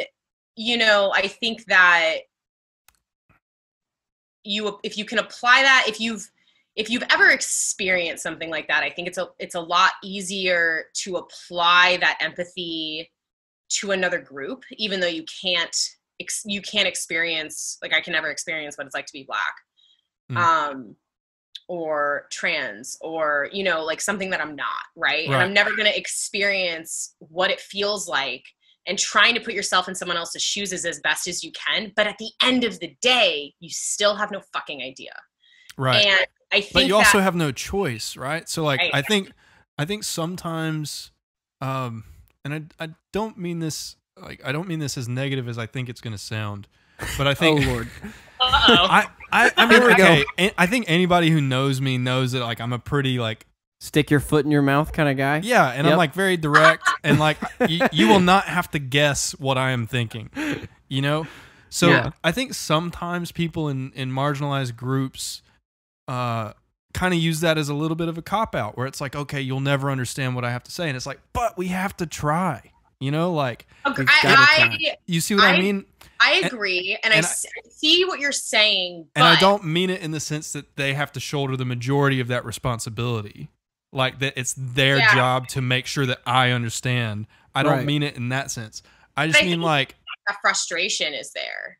Right. It's like allow us to put the effort into understanding. It's a valid feeling, you know. It's a valid feeling of like, okay, you'll never understand. Right. That is true. But it's like, but we have to move on from that to like, okay, are you willing to help me try to understand? You know? I have a novel concept that I'm excited. I think it's I did not invent it. This isn't from the beer, is it? I'm pretty sure a therapist in the last 13 years has probably told me this, but so I will give credit where credit is due. I think even though we don't know which one. I have no fucking idea. It's been like a dozen therapists in the last 13 years. Who knows? Mental health is important. Everyone should have therapy. It is important. And therapy should be destigmatized. Oh, absolutely. The fact that there was ever a stigma behind that blows my mind. It's weird. Yeah. Well, the stigma is super real. I mean, it still is. Yeah. It still is. Yeah. Yeah. I find myself even not like I'm very much like you, Andrew, where like people who know me know how I feel about things. I'm very like blunt. I'm very upfront with how I feel. I'm also trying to kind of lean into the hard work of like admitting when I'm wrong and the hard things that everyone is uncomfortable with. And that's a tough one. Not me. I'm perfect.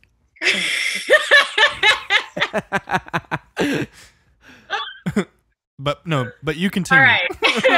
And you keep going. So we've ended this podcast. We'll leave Andrew over there on his fucking island. On his giant steed of a horse. Yep. Yes. I'm not compensating for anything though. Yeah, nothing. Absolutely nothing.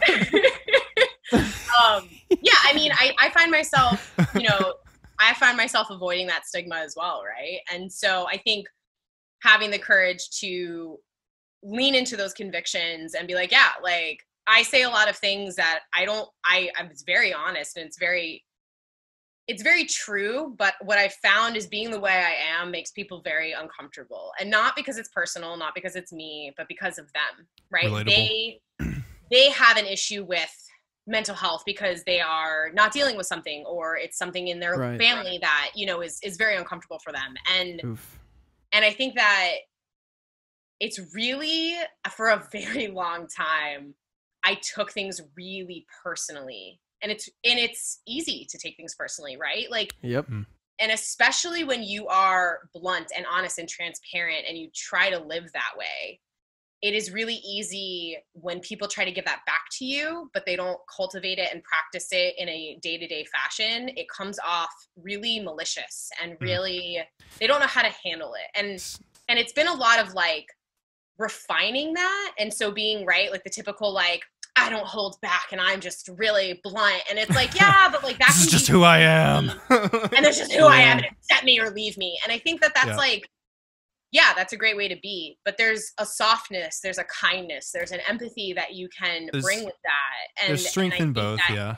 Yeah, and that's been really hard for me, I think, just because of like the shield. And for me, it was a shield. For me, it was very much a defense. I didn't want to let people through. And then my other counter defense was tell you everything and let you know everything, because then you can't judge me for anything, right? So it was like very one or the other. It's kind of like a defense mechanism of like, you can't find out something shocking about me if I just go ahead and tell you first. Yep. Because I can control the narrative about myself. Exactly. And then I get to sort of meter out information and let you control the way that you perceive me. It's absolutely a defense mechanism, 100%. And it's interesting because I kind of come from the opposite side of that, where like you said you were, and you can correct me if I'm misquoting this, but you said like that you were kind of like very overt and like you're unapologetically you, but you took it really personally when people were not okay with that. Whereas like me, I was very unapologetically me, and I was just completely oblivious to how people felt about that. Like 100%. I'd be like, like I would talk to somebody about something and then they'd like not talk to me for a couple of days and I'd be like, they're acting really weird. Like, and it just turns out that I like really hurt their feelings. Yeah, it's like really offensive. You have like no idea. Yeah. Dude, I've got a great example of this actually. So, here we go. It's the one with Thomas. That was so wonderful. there's this guy. I was there for this. There's this guy named Thomas, and he's like 19. So he's like this very starry-eyed, just young guy, really idealistic. Like the bright-eyed and bushy-tailed man. It's exactly. You gotta foster that. It's classic. It's like we were talking about when you're 17, 18, 19. You're like, I got it figured out. So classic 19-year-old. But Thomas has this tendency to kind of come across condescending, right? And he'll talk about things. Didn't we all at 18? No, of course, yeah. I mean, I definitely did. I'm like, I'm the pot calling the kettle black. But, oof. Yeah, but he, so that was kind of like frustrating for me. And he was, we saw him at the library, right? It was at Brown Copel. Student Engineering Center. Yeah. So we saw him at the library. Engineering Student Center. I said that backwards. Oh yeah, we saw him at so we saw him at BK, which is this engineering student center, And so he was talking to me about this job that he applied for. And he was pretty excited about it. He's like, yeah, you know, like I've got these interviews and I didn't think anything of it. Then we like come back and we see him again like a couple weeks later, and he's like, I didn't get the job. And I was like, oh man, that's I'm so sorry. Like, what happened? And just for context, what typically happens is you'll do a technical interview, right? You'll have to solve some kind of programming question. Oh, I'm so glad I'm not in tech. That stresses me the fuck out. Dude, when I tell people about what we have to do for interviews, no, everybody's like that sucks. Fuck? Yeah, no. I'm like, yeah, that's just how it is. Yeah, that's the way it is. But so you normally have to solve a programming question, but Thomas was like, yeah, you know, I didn't get it. And I was like, really? And I was like, well, what happened? And he was like, well, you know, they were behavioral interviews. They were just asking me questions about my personality. And I was like, that makes sense. I said that out loud. Bro, when I tell you I was sitting next to Andrew when he said that, and I like sunk into I was like, did he really just fucking say the thing is, this is like, Andrew. This is how I know I've grown though, because I said that and I was like, ooh. Oh, like, no. That sounded really bad. Yeah. And I mean, I didn't mean it the way it sounded. That's the other thing, is like I say things sometimes and I never get the chance to like follow up on how I meant it. Well, you followed this one up. I did. So what I meant was that he's a very smart guy.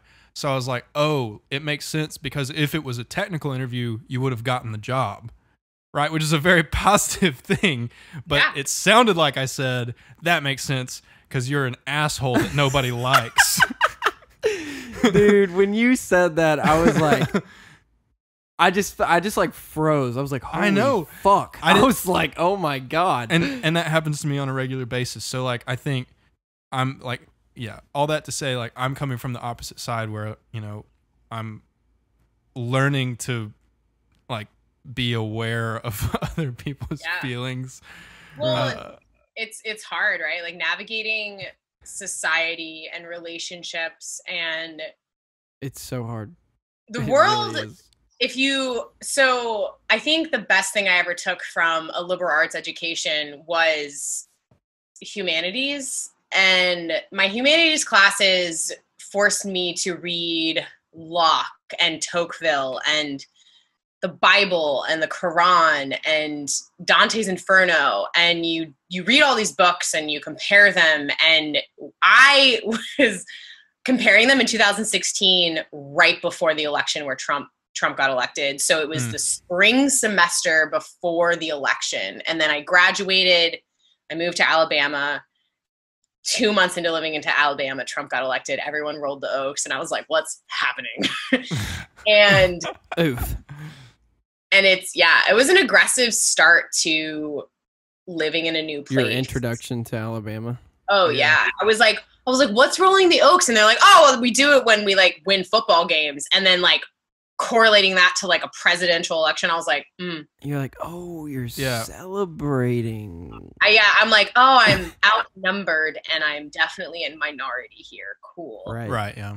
So, you know, Wonderful. I think that the humanities it really taught me how to critically think in a lot of layers. And that was the best thing college ever gave me. And transferring that and using that critical thinking to build upon everything we've talked about today, right? So believing people and being able to like change your opinion and grow and learn who you are and apologize, and like all of that is really hard in itself in a vacuum. Right. Not to mention even like harder in a world where everything's on fire and everything's unstable and everyone's a fascist and there's pandemic and I'll say, and I've kind of been I've actually had people call me out for being like I remember it was when I was in church, so I used to be like real churchy, and I like that, churchy. I was real churchy. Not religious, churchy. Yeah. There's a difference, trust me. Yeah. I would, after this, I really need you to explain the difference to me. Okay, I will. You can explain it now. I mean, so the difference between being churchy is that, you know, churchy is you kind of adopt this like the church's culture. Whatever church you're at, like that's the culture, and then like it's almost like political. It's like this kind of like political. It's like this like political view of religiousness. Okay. Being religious is like Personal experience. Like devout in your right, faith. devout in your faith, right? So like Right. you're more following the book, not the church. Right. Interesting. That is like a uniquely Southern culture that I don't think any place in the rest of the country has at that level. Yeah, definitely. No, for sure, yeah. Definitely. So I was real churchy, and I had somebody call me out for being like, for like putting on different masks. That's what they called it for. Like, Which you should definitely wear now.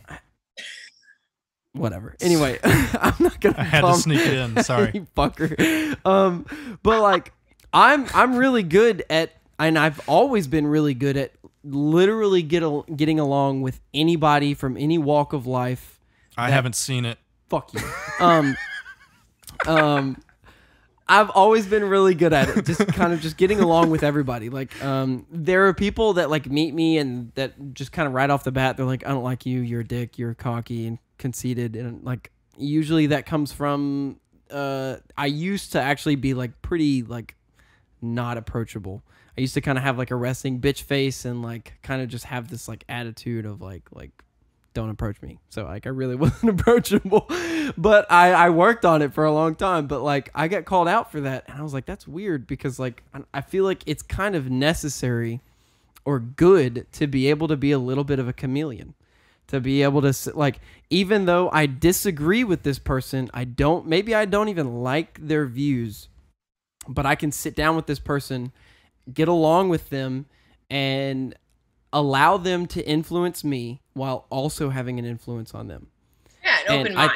Exactly. It's yeah, that's what I think, is it's called having an open mind. But I was called out for having different faces, different masks. Right? Yeah, I mean, I can see it from both sides. I think in your 20s, being a chameleon is a really good way to intake and grow, because you are able to, like you said, right? Like you're exchanging these ideas, and you're wearing different masks to be able to filter through different social groups. And I think that evolutionarily, that is very much how our brains are programmed, right? It's survival. You walk into a group and you're like, how do I survive here, right? Because in the moment, it feels like, oh, I got to get along.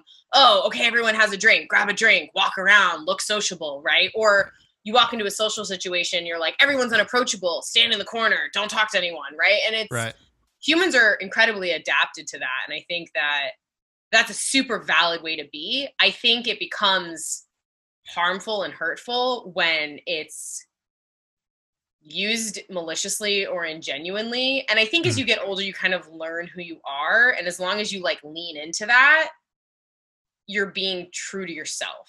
Because I think everyone's a chameleon. You don't know who the fuck you are at 21. Well, my God, you've barely like launched off the springboard of life. Well, your brain's not even done developing. Right. No, and you're drinking massive amounts of alcohol, and you're in these high pressure social situations where everyone looks the same and everyone dresses the same, and you're like, but individualism, and like, right? Like it's a whole thing. Right. Yeah. But I would say that even now, I feel like I'm coming to a pretty good grasp of who I am for the most part. How old are you? 24. Yeah. Yeah. So it solidifies around 25. I'm getting to the point to where like I've got a pretty good idea of who I am. Physiologically. But I still personally, and this is a personal thing, I don't expect everybody to agree with this, but personally I find it important to be able to, while like, even if I like heavily disagree with someone, like still be able to be like, I don't know, in the same room with them and be like, hey, like, yeah, like, I don't know, just still like present a different idea, but like not piss them off and let them piss me off at the same time. Yeah, I mean, you may change your mind as you grow older, but I was going to say there's also a lot of value to just being like, this is how it is. Yeah. Suck it. Oh, yeah. I look at that and my heart warms because I'm like, oh, yeah, I used to be like that. And then I think that when it becomes harmful and hurtful to people's well-being, that is when my patience for that gets real thin. And I am, it can also, I'm able to acknowledge fact that you have an existence, and just because you're allowed to have an opinion doesn't mean that you should run for political fucking office or hold any position of power because your opinions are harmful to others. But sure, you're allowed to exist and consume oxygen on this planet. Absolutely. Go do that. So yeah, you definitely draw lines, and I definitely have. I think it can also there are times when I'm like, whoa, like when people say stuff, I'm like, don't go there. I'm like, and that's not okay. I think it's important to call those people out when you feel those things. I think that absolutely. I think that in this country especially, we have definitely lost exactly the essence of what you're talking about, which is the ability to come to the middle. And we've very much been strategically divided. I mean, this isn't like it's very strategic. It's very strategic. It's no accident that we're all like, oh my God, we feel really strongly about this thing someone told us we should feel strongly about. Like, that's not, we didn't come to that conclusion on our own, okay? Right. And what's interesting, not all original. What's interesting to me is that like every conversation that I have with people that I would say have very different views than I do, it's never that heated. Like typically whenever I have conversation, like it's almost always like a lot more reasonable than I expected, you know? Like, well, because I think people are reasonable face to face, or when you are faced with a human that has feelings, that is reacting physiologically, right? Like their body language is reacting, they're verbally reacting. It is a lot harder to be like, I'm going to shout slurs at you and tell you that you're wrong. And it's like, some people do it though. They do. There's videos of them on YouTube doing it, and they're like, here's this video of me doing this. You know what I like to do to those people? Very, very few times has this happened to me, but the response of like pure unadulterated empathy is so off-putting, is when you like, if someone is like that and you put your hand on them and you're like, look into their eyes and ask them, who hurt you? And they like, they do not know how to respond. That's some like reverse psychology shit. Oh, it's awful, because usually I've had people burst into tears or freak out on me. It's been like just like very visceral responses to this. Yeah, because you like, and you have to do it. You have to dig deep and do it genuinely. You can't do it ironically. You can't have a smirk on your face. You can't laugh. You have to truly. See, I wouldn't be able to do it. Yeah. It's really hard, but like if you truly look past all of the like anger and the visceral reaction, and people don't act that way for no reason. I get really heated. I get really loud. It's because I have a lot of trauma, and because I have a lot of feelings about that trauma, and because I fucking am angry about a lot of things. And I recognize that, and I'm like, listen, that's okay. I'm not everyone's cup of tea. It's fine. Like, whereas I'm like super even keel regardless of the situation, because like in my family, it was sort of, like there was almost this unspoken rule of like, you know, we maintain control of our emotions because that's who we are. And like, if you're a responsible adult, then you'll just contain all of that stuff, you know? Well, and I'm learning to be more like that, right? Because I think that the way I am is a lot of personal stuff for me, and then people stop listening because I am not. It's hard. Emotion management is difficult. Is really difficult, and it takes so long to learn. I don't want to be guestist here, but I think she's my favorite guest so far. Wow, dude, you can't. How are you going to do that to our other guests? We got to do it. That's why editing exists. Yeah. We have lots of reasons to edit things that Dylan says. Oof, that last oh my god. Yeah, your own episode. My own episode. Yeah. Hey. Anyway. I called Andrew the F word in the last episode. Not the F word like fuck. No, not that. That's fine. He called me a faggot in his episode, and I was like, Dylan, bleep that out. Yeah. You gotta bleep it out. No, we're not bleeping it out because I'm mentioning it. Like, Dylan, all right, that's Andrew, I'm gonna do it. Dylan. What? Who hurt you? Oh. She was just talking about how whenever people like flip out on you, what you have to do is like genuine empathy is the most off-putting response. Yeah. No. So when people really get really heated and they start calling slurs and their responses, right? Like I like to put my hand on their shoulder, make physical contact, really genuinely look into their eyes and ask them in a very sincere tone who hurt them. Yeah. That's incredible. And she said they have like very visceral responses. Like people will like burst into tears. People will like just go into temper tantrums and like just very carnal things come out. That's hilarious. She's tapping into their lizard brain, dude. Yep. Well, okay. Also, a lot of those people don't believe in mental health. No one has asked them. No one has asked them who hurt you. So like, it's probably the first time they've ever heard that fucking question. So they don't even know how to like process. So we live in a generation where like asking somebody how they are is like a greeting. It's not even like it's not even like it's not a genuine how are you. It's I'm that person on a fucking work call where people are like, how are you? And I'm like, well, last night I had a dream about being raped and chased through the streets. And my coworkers were like, wow. We didn't ask for this. Like, please stop talking. And I imagine that you probably actually face, like if I were to do that and say something like, oh, well, I had a dream that I was getting shot multiple times and like running from this criminal, like people would be concerned, but you probably face even different stigma, like that sort of like crazy woman stigma where... Well, because that's like a typical trope that's out there, where it's like, I mean, within the microcosm, she was psycho, Oh, well, within the microcosm of my company, I feel like really a black sheep because it's really hard. Okay, so I came out of grad school. I don't know, like you guys know, you're in school, you go through a program with people, you bond, right? You're all like really close and you like all have sex with each other and drink with each other and it becomes this whole group of people and then you graduate. Not in software. Not in software. Well, okay. We got some real thirsty people in software. I don't know. Geology is like a big orgy. We got pretty close with software engineering, but not like, we weren't like fucking each other, but... Okay, anyway. Well, geology is like a big orgy. We all do drugs, we all drink, and we like rock. So, like, you can only imagine. So, why didn't we do geology, Andrew?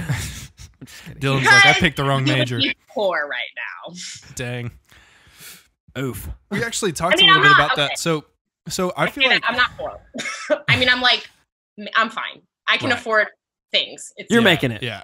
Yeah. I have shelter. I have health. I have food. Yeah. You have happiness. It seems like happiness. You seem happy. I mean, I have like existential happiness. You have beautiful plants, by the way. Existential happiness. Thank you. Yeah, your plants are I just started my so plant healthy. journey like a month ago, and I love it. I have so much advice for you, but we can talk after. Okay, we'll talk after. Yeah. So something I wanted to talk to tap into a little bit. You were saying like everybody in geology does drugs.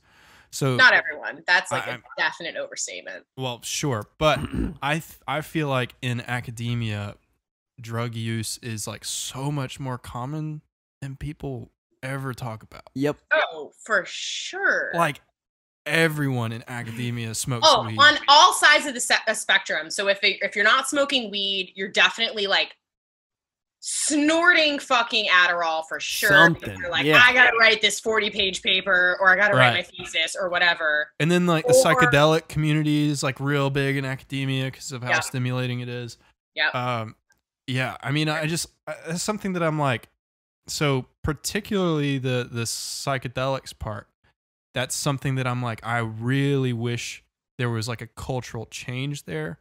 Because Oregon and Washington are trying to put it on the ballot for legalization, and it'll probably go through in November. Recreational? Yeah. Recreational psychedelics. No, I think the measure probably a decriminalization because that's what Denver did. Hold on, let's do. Yeah. Google that shit. Yeah, I'm gonna talk while you do that. Yeah. So part of the reason why, like, particularly psilocybin, right? Yeah. So psilocybin has huge potential for mental health. Huge potential. It's bigly. It's gonna be bigly. It's gonna be bigly. God. There's this new drug out on the market. It's real good. Everyone loves it. Everybody loves this drug. Mushrooms. It's called mushrooms. So psilocybin. It's gonna be bigly. It's a good thing. These are fabulous people that are taking this.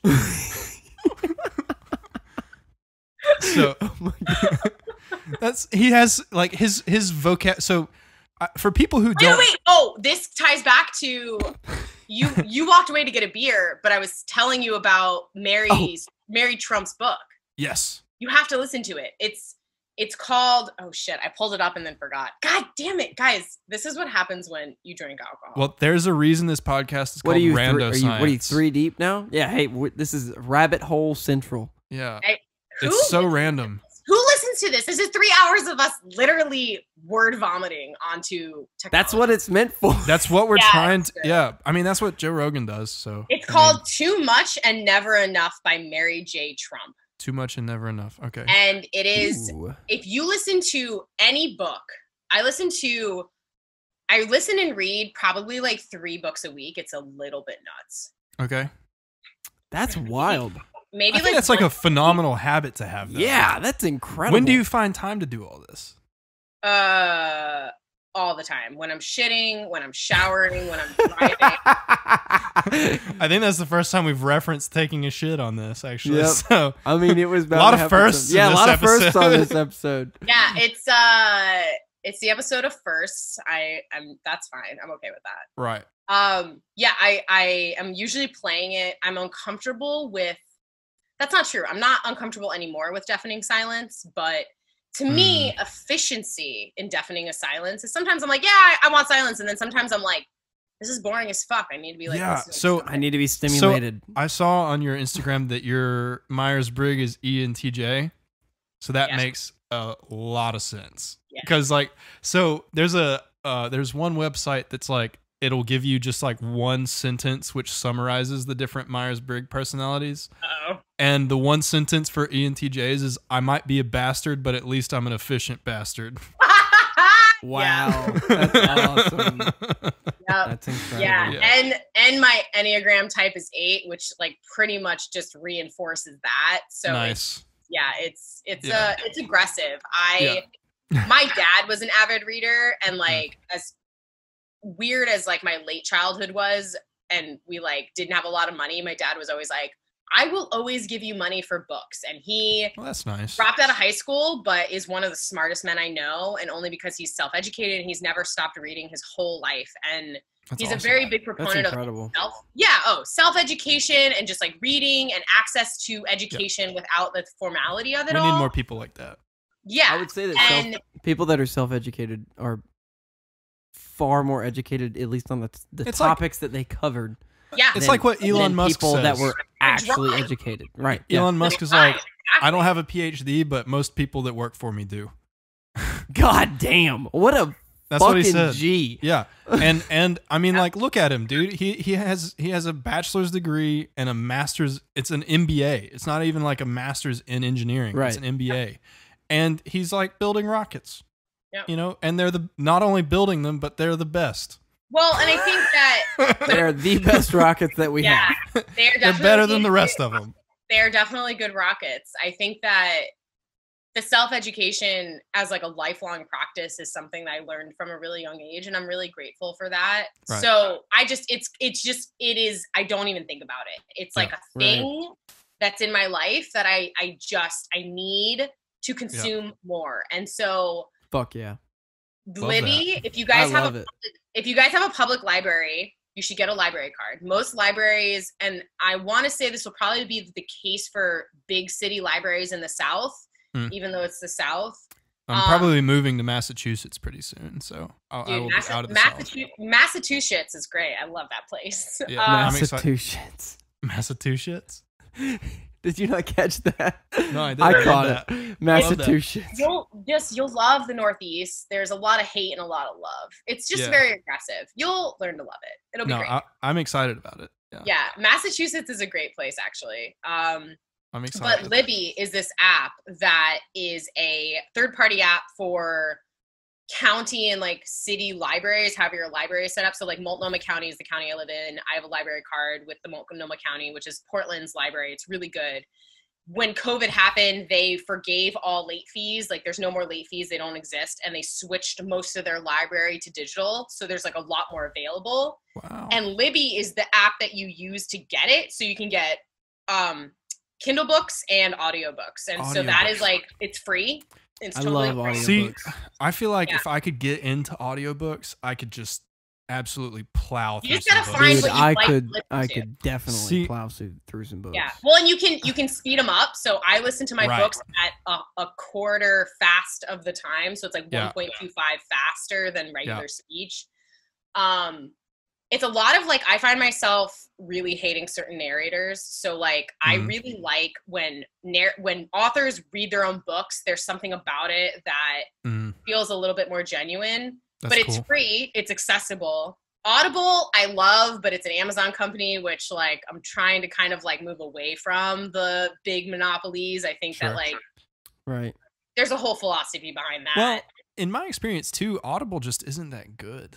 No, Libby is a really, really good app for what it is. Like I tried to get some books from Audible, and I was like reading reviews on these books that I was into at the time, and I think they were just like random books about like growing plants and like growing different kinds of like Starting yeah. a bee colony. That sounds nice. yeah, just like random like nature stuff. Just yeah, I mean like, you know, ecology stuff.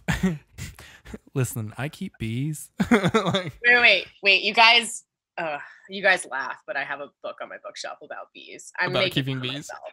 yeah, Yeah. okay. I'm making fun of myself. It's I am totally making fun of myself. Wait, here's my bookshelf. wow, very nice. I want That's a not even- library. I like that bookshelf. Like I want a library kinda in my swaggy. house. That whenever was I'm built at- on the side of the road in Alabama, actually. Nice. Hey. Right on. But so I was like looking at reviews of these books, and there's like 500 or 1,000 or whatever, and you go through and read them, and they just like sound like they were written by bots. And I'm like, so then like you've just ruined the entire app for me Right. because I can't trust Yep. any of the reviews. So I can't Libby, trust. you gotta get Libby. It is like the thing to get. No, It's- I'm super excited now. Yeah, about and that, it's yeah. free, right? So you don't have to pay. That's- The thing about Libby is, so you have, I have to look, you have a certain amount of holds and you have a certain amount of like rentals. So, okay, so you have loans and rentals. So I forget how many, see my library cards. You can have 50 loans and 20 holds. So you can have a total of 70 books like in your arsenal at any given time, which is I mean, like that's plenty. Baby Jesus. more than enough. Yeah. Right. Holy Jesus. Sorry. So what will I happen can is tell you've had a lot of beer. if a book is You're popular, starting to act like a goofball, dude. that's okay. Hey, there's No, it's fine. I start acting like a fucking idiot when I've had too much. that's okay. You I had a can- beer before I left my house too. So You can be our peanut gallery. Every podcast has one. Yeah, exactly. fuck yeah. I mean, we're taking this super seriously, if you can't tell. Shit. You just killed her. Yeah. I'm laughing at the great. It was great. Oh, we did that. We did that in our advertisements too. We'll like whisper in our Oh advertisements. yeah, the whispering. It's just Oh. like there's something Power about of it. whispering is so underrated. People are It like, is. "What'd you say? What?" Yeah. I'm And then you're like, secret. wait, what? And you're like, bitch. And they're like, God damn it, you piece of shit. Oh man. Anyways, Libby is accessible. You should download it. It's great. Yeah. I Hey, used Libby. it way more than my Audible account. I put my Audible account on like suspended for however long you can do it, and then it like rebuild me, and I was like, I think I'm gonna cancel this. This sucks. I'm out. Yeah, See yeah. ya, motherfucker. Bullshit. Like, Yeah. oh my god, like a thing I pay taxes for that's actually benefiting me. Fuck yeah! Like, Woo! Because those things are so rare. Yeah, I mean, they you got really like are. roads and You're like, hey, can you fix this goddamn road?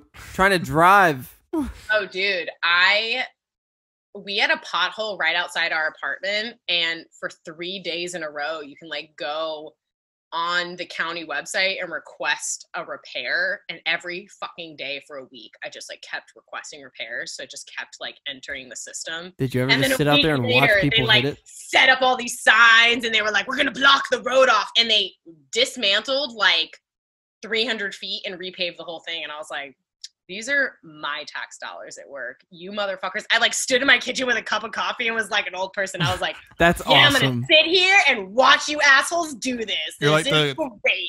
like Did you ever just sit Kermit and the watch Frog people meme. like hit the pothole though? That's really satisfying. No, because I always hit the pothole, and because it was like really hard to see. And I have a Subaru Impreza, and it's like it's really low to the ground. What a and beautiful it was, car! Clank! It was not good. It's just Is it all-wheel drive? It's a Subaru. They're all. Are they all? Okay, I never. Yeah, I, think so. I kind of figured they were. Except the BRZ, which was a Toyota or Scion hybrid. It's the same thing as the Scion. They want to give them their algorithm, so they didn't. So that's the only one that's not, which is stupid. But like, I don't make the rules. Yeah, it's the same. Cars are fun. Cars are fun. It's not a WRX. I love cars. It's not a WRX, but I wish it was. But it's not. But I drive it like it is, and it's not. Is it a stick shift? No, but I will throw it into my Triptronic and pretend it's a stick shift. Oh, you like to think it is, don't you? I like to think it is. My boyfriend has a Forester that's a stick shift, and he lets me drive it sometimes. So nice. Well, at least you know how to drive one. That's important. Oh yeah, my dad, when I was in high school, was like, "Here's the rules. You have to learn how to change your oil. You have to learn how to change your tires. Also, you need to learn how to drive a standard, and then you can own a car." And I was like, "This is stupid." Your dad did a good job. Yeah, he tried. He did a good job. Yeah. That's good. I know how to do things in a car, and it's pretty alarming to most of my ex-boyfriends. It's pretty great. Really? Yeah. Yeah, it's very like nice though, because like I recently changed my oil, and it cost me like $30 to go buy the oil and the oil filter. When the last time I paid someone to change my oil was $70 fucking dollars, and I was like, never again. That's bullshit. Yeah, and my car. So I went to change the oil recently, and I forgot. But the way that the Subarus are built, I love Subaru, but like this is stupid. The exhaust completely encapsulates the oil filter. No. So, like, yeah. So right, like you don't change your oil with cold oil because it won't drain out of the engine correctly, right. Especially with the Subaru engines because they're sideways, so it has to drain out and down, not just down. Because I had an Audi, and it was the engine was the same way. Yeah, right. So they're sideways block engines, and so you have to kind of like turn it on, run it, but then the exhaust gets hot, and then you stick your hand up there, and you're like, "Well, this is a fucking gamble." Oops. And then, yep. Yeah, not good. So I started getting and I forget what the brand is, but the oil filters with the bolt on the top, on the bottom, so you can kind of just like stick a thing up there and like it falls off. Yeah.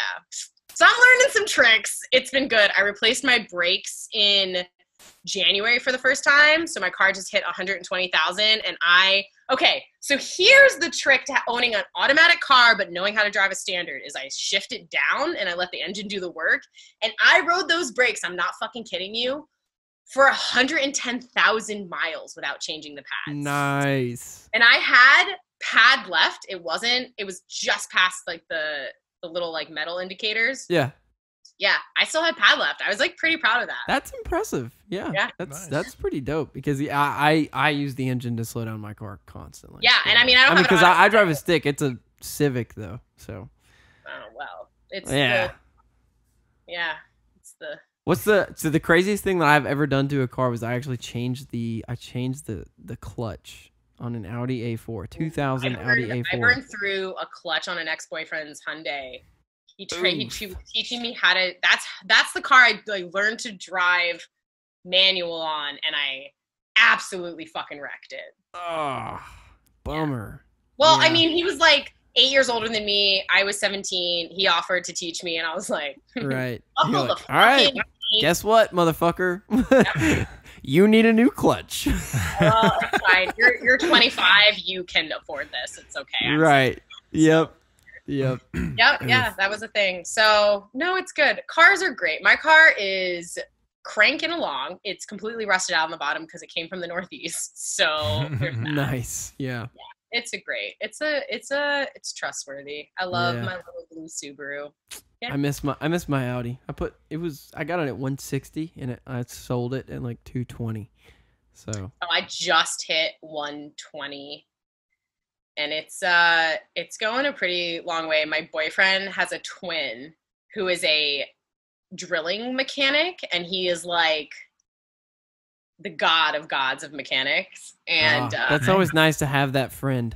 Oh yeah, he literally you're like, hey, you have this tool, and they're like, yeah, I've got it. Oh no. Well, so he lives in Jersey, so that's like not helpful, but but you can like hold up a phone to an engine and he's like, oh, it's your turbo, which is this and that and blah, blah, blah. And like, you'll take it in and they'll be like, yeah, exactly. That makes me like, think of that movie. Is it like Down Periscope or whatever that you're talking about? Oh, yes. I love like, Down Periscope. They're like in a submarine and like somebody drops some change and they're like, they're like sitting there. He goes, he's like, somebody just dropped 45 cents. And he goes, are you sure? And he goes, I'm positive, a quarter and 2 dimes. And you're like, the fuck?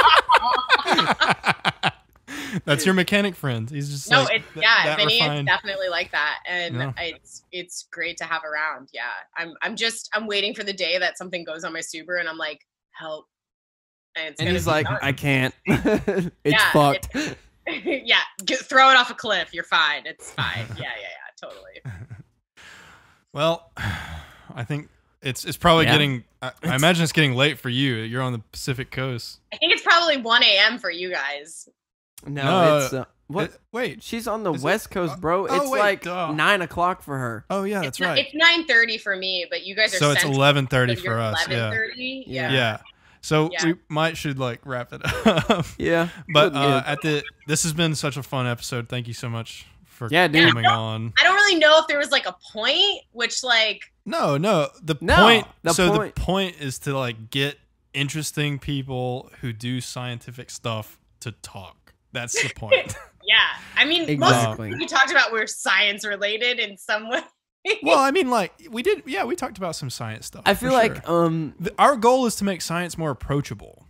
That's our goal. So like, I think people need to know that scientists have other interests than just science, just as much as they need to know that scientists are like.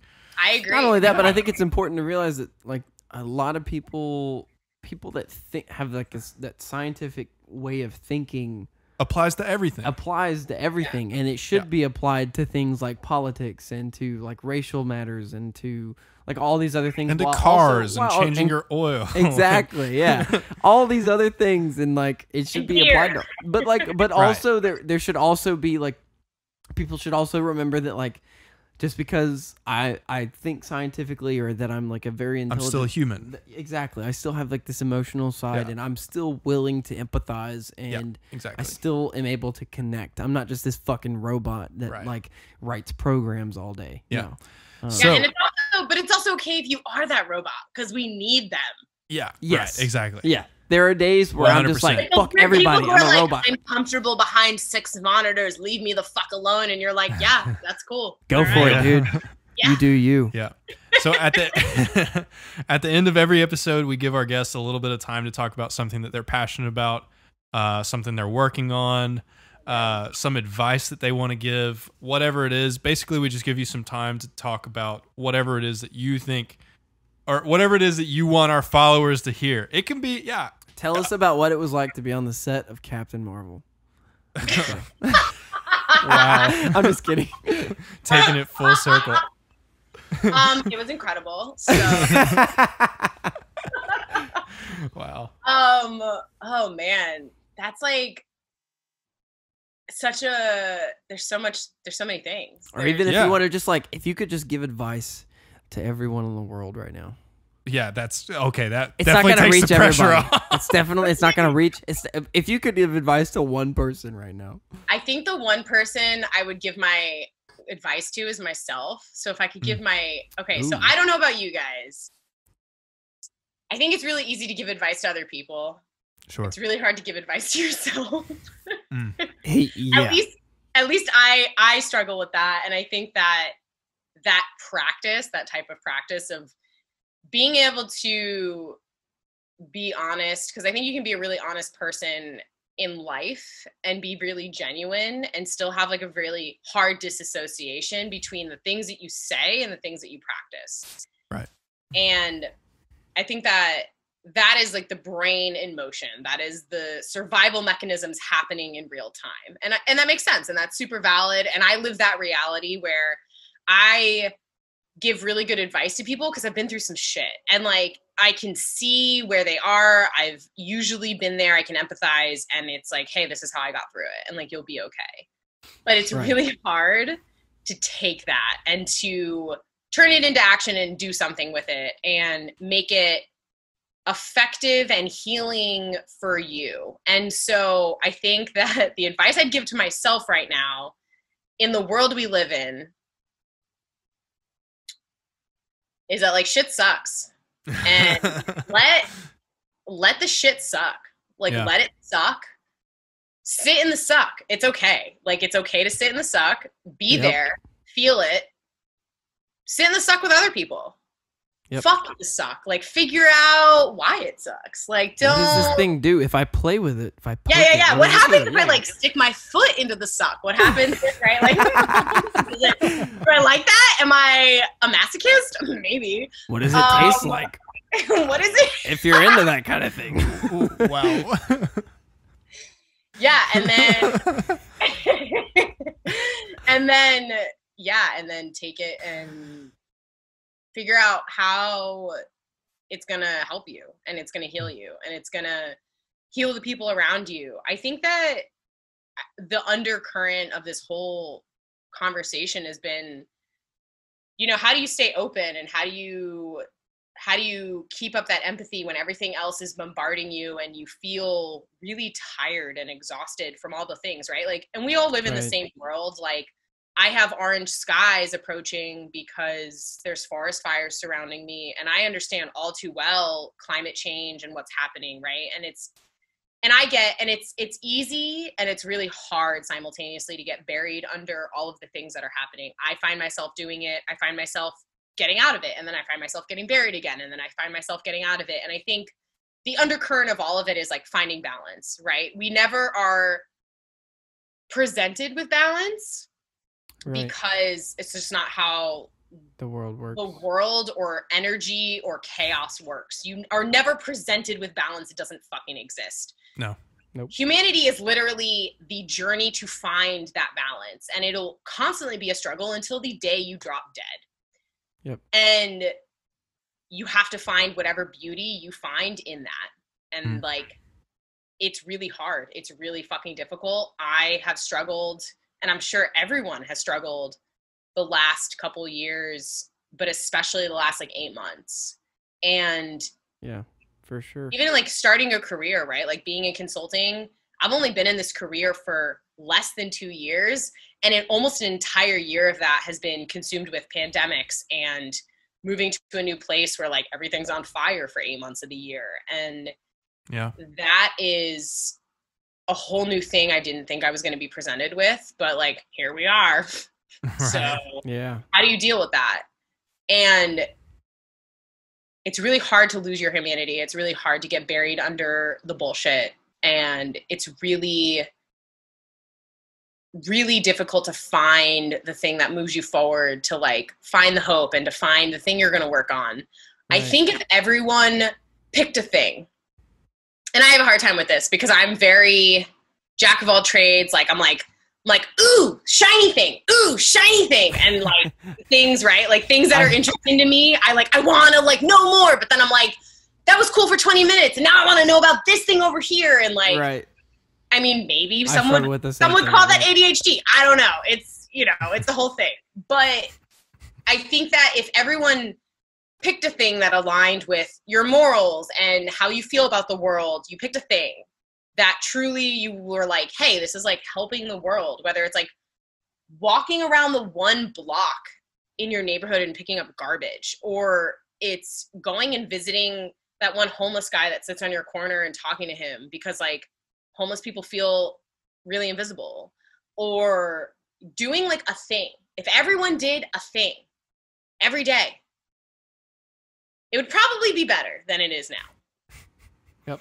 Like maybe not, but also I like that. Simultaneously dismantle all the bullshit from like a top-down level. So like the advice is fractal, you know, just do it here, but also do it here, and then it'll meet in the middle.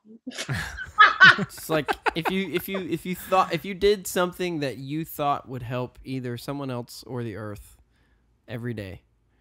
Yeah. Or yourself. Because you can't help other people until you've helped yourself. Really. That, and if we're going to talk about, right, and there's a lot of problems with this argument and framing it in this way of absolutes, right? So if we're going to talk about the problems today, let's lump it into capitalism. Is capitalism inherently evil? No. But do people with inherently bad agendas take advantage of a system? Sure, Right. they will always do that. Yeah. How do you avoid that? You integrate all of the systems together so that they have checks on each other, right? So it's like a little bit of capitalism, a little bit of socialism, a little bit of communism, right? That's like, if you look at Nordic countries, you want a great book, the Nordic Who, by Theory. the way, are always in the top 5 or 10 countries in the world for happiness in Ooh, I have the a- UN study. Hold that thought for 1 second. Okay. Did you know that? What, top 5? I think the top 10 are always Nordic countries. And I also think for the happiest countries in the world. yeah, there's also a lot of studies on them about like The Nordic theory of egalitarianism. everything in search of a better life. Okay, so this book is a really good book if you want to understand like why those countries are always in the top of everything. This is a really good book. It breaks it down by kind of subjects. So like parental leave, child care, education, health care. So it breaks it down by topic, and it's written by this Finnish journalist who's lived in America for 10 years. She's like lived half her life. She grew up in Finland, and then she married an American man and moved to New York. And she wrote this book. And it's a really, really good description of like why that is exactly what you're talking about. And it's really illuminating. And there's a lot of really good advice we can take from these countries and like why they do the things that they do. Yeah, I have a lot of books. I can tell. I think like that's- it, though. Yeah, I dig it. If there's one thing you take from this episode, it's that Sam has a lot of books. I have books, guys. I have books. And books are my friends, and so are plants. Hey, Read more books. I need your advice after this call, though. Yeah, absolutely. Maybe we should do a follow-up episode. It feels like we've got a lot more to talk about. Yeah. Sure, yeah. Call me in like 15 episodes when you guys like you're like, oh, someone canceled. Like, call Sam. It's fine. Yeah. I'm down. I would be down. 100%. Yeah. This has been so fun. Yeah. Yeah. But I think that, yeah, I mean, just touching on the like doing something every day, I think it's not only good for the world, it's good for you. I think that in the beginning I was doing it not altruistically. It was more like an expectation. Like I feel like people will see me better if I do these things for other people, right? And it doesn't really matter why it starts because you'll grow through that experience. But it's good for you too. It's good for the soul. It's good for empathy. It's good for practicing those things. And empathy, like mental health, like exercise, is a muscle to be practiced. If you don't do it, absolutely, you are not going to get better at it. And mental health is definitely like an exercise that you have to, it's a daily thing. That like me and Dylan have recently gotten really big into yoga for exactly that reason. It's just like this thing that you address every day. Huge. It has changed. It is my life since starting yoga, and not externally. Nothing externally has changed. My circumstances haven't changed, but since starting yoga internally, I have been a significantly happier and just more at peace with my circumstances. Like I've just been like leaps creating and bounds. space, Yeah, just creating space and taking the time to invest in my body and in my mind and even in my spirit. It's just like, I'm like, man, like at the end of a yoga practice, I'm Whoa, just like, Dylan, this wow, is a science I needed that. podcast. I think you can make yoga I'm scientific for sure. No, you know the I was science, saying the you know the spirit science part. behind why that is affecting you? Ooh, let's hear it. Oh, I want to hear When you fall into that space, you are cultivating different brain waves that are, so they're almost similar to the brain waves that happen during when sleep. you sleep. Yep. Mm-hmm. Yep. So when you cultivate those things like yoga in the morning when you're waking, or I've had a really hard time. I've been working with a therapist that I've been seeing in Portland since I've lived here a year and a half ago.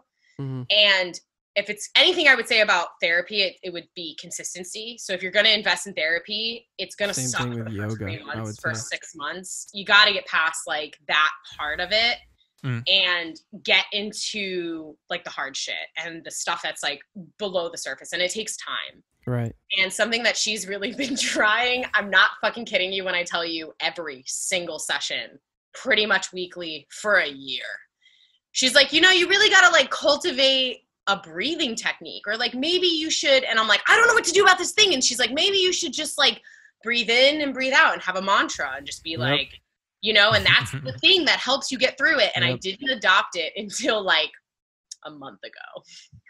And this woman is so fucking persistent. Patient with me. Oh, I love her. I mean, that's why I pay her, right? I mean, right. But that has helped immensely. I find that like my fortitude for mental exhaustion by the end of the day is different. So I don't get to the end of the day and I'm like, fuck the world. I'm like, okay, like, I'm okay. Like, like I could go to sleep and probably be okay. And it's your parasympathetic nervous system. Yep. It's actually, so it's like this thing that, and particularly, this is what's interesting too. There's a paper you can read about it. Oh, it's when it's not just breathing. It's when you lengthen the exhale. Particularly. So like if you breathe in and then you like take the time to like lengthen the exhale, that's what activates that in your brain. And that's also partially like what your body does naturally when you sleep, is that your exhales become longer. And you're purposely disengaging all of the flight or fright responses in your body. Yep. So you're disengaging all of the all the adrenal things that happen, which only stress your organs and stress your brain, because all of that starts in your brain and then travels downward. So it's cool stuff. There's science in yoga, guys. There's science. No, of course. I was joking about, because he said literally science and everything. I was joking because he said it helps my spirit, and I was like, oh, whoa, like a lot of scientists, like, oh, Dylan's a hippy dippy. I am a hippie. I would be through and through. That would be a really good conversation for the next podcast of like spirituality and being a scientist. Yes, 100%. I think that is something that I struggle with daily, as it's really hard because I didn't grow up religious or churchy. And churchy. I feel like that should be said in the Trump voice. It's churchy. It's really churchy. Oh my God. I was so churchy, and now I'm not. Vote Trump 2020, make America churchy again. I got, you think that's insane? There's a PT Cruiser parked on the corner of my block that one got you. Says, yeah, it did. Do you really exist? Whoa. Pass. Yeah, and every time I read it, I'm like, fucking oof. Right, and I'm also like, you're a PT Cruiser. Do you really exist? Yeah, get the fuck out of here, PT Cruiser. Right, what the fuck? Do you really exist? Exactly. That's a tough one. God. I have an extremely high level of hate for PT Cruisers because I used to detail cars. Wow. And every PT Cruiser we ever got was a piece of shit. I mean, like, greasy, nasty, fucking, just disgusting piece of shit. Disgusting. Have you ever opened their engine? Have you ever seen the engine? Yeah, no. When I detailed cars, we fucking detail. I mean, like, we had to clean the engine bay, the wheel wells, the undercarriage. Who was it? Some asshole. Some asshole was like, "Fuck everybody. I'm gonna build this car." He was like an unhappily married man. With like too many children, and he was like, "I need a." And his wife's initials were PT. He hadn't been laid in like 5 years. Annoying car engine. I hate my life, and I want everyone else to hate theirs. That dude hadn't been fucked in like 5 to 10 years when he made that car. Yeah. Wow. For sure. We digressed hard. Just. We were like, spirituality and science. Spirituality, PT Cruiser, fuck him. Yeah, like. Yeah, fuck that guy. Wow. Yeah, we should do a follow-up episode on that. I'd be down. Yeah. For sure. But, second attempt at wrapping this up. It's totally my fault. You're right. No, it's been so good. It's the natural flow of the conversation, and you know what? There's nothing wrong with that. Here's my advice. All right. Feel good. Feel good. Look good. Look good. Do fucking better. Do better.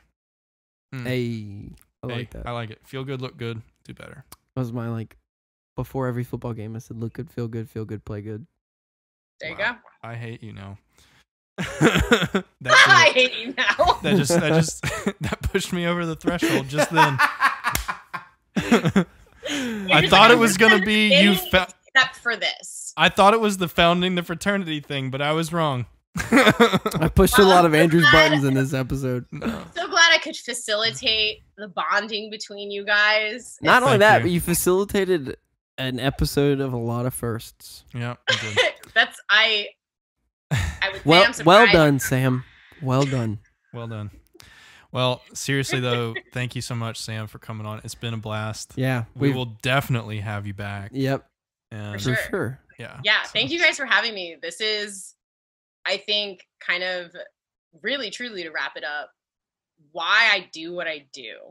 Aww. Communication, I think, is at the bottom of everything, and it's the essence of all humanity. Is like everything. We just all want to connect, and it's interesting to think about how we're not all neurotypical. Not everyone connects the same way, and really trying to understand why that is and how you can connect with people and putting yourself out there in a different way so that you can. And I think that it's vulnerable, but that fosters resilience, and that's good.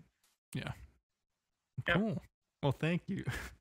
I'm glad this is I'm glad that we've somehow brought that out. Resonated with why you do what you do. That's so good. Yeah. Totally. That makes me absolutely happy. Well, thank you again. I guess we'll see you next time. Yeah, we'll definitely have you back for sure. All right. Yeah, and Dylan, call me about your plants. I will. We'll make it happen. I definitely. I'll email me pictures. Okay, I will. I'm pretty excited about them. So perfect. That'll be great. All right. See ya. Bye, Sam. Right. Bye, Sam. Bye, guys. All right. That was so fun. Man, yeah, she's a lot of fun to talk to. I really wanted to keep going, but it's I could late. Have so easily. No, yeah, yeah. I was having so much fun. Yeah, it's almost midnight. It's almost midnight here, so we should probably bring it back in and let everybody know that this is Rando Science. Are you doing your yoga voice? Is that what you're trying to do? Just no. You're like, all right, everybody, meet us in child's pose and just take a moment to arrive. Everybody, just we need. Jeez. Okay. Give me 3 deep breaths and stop.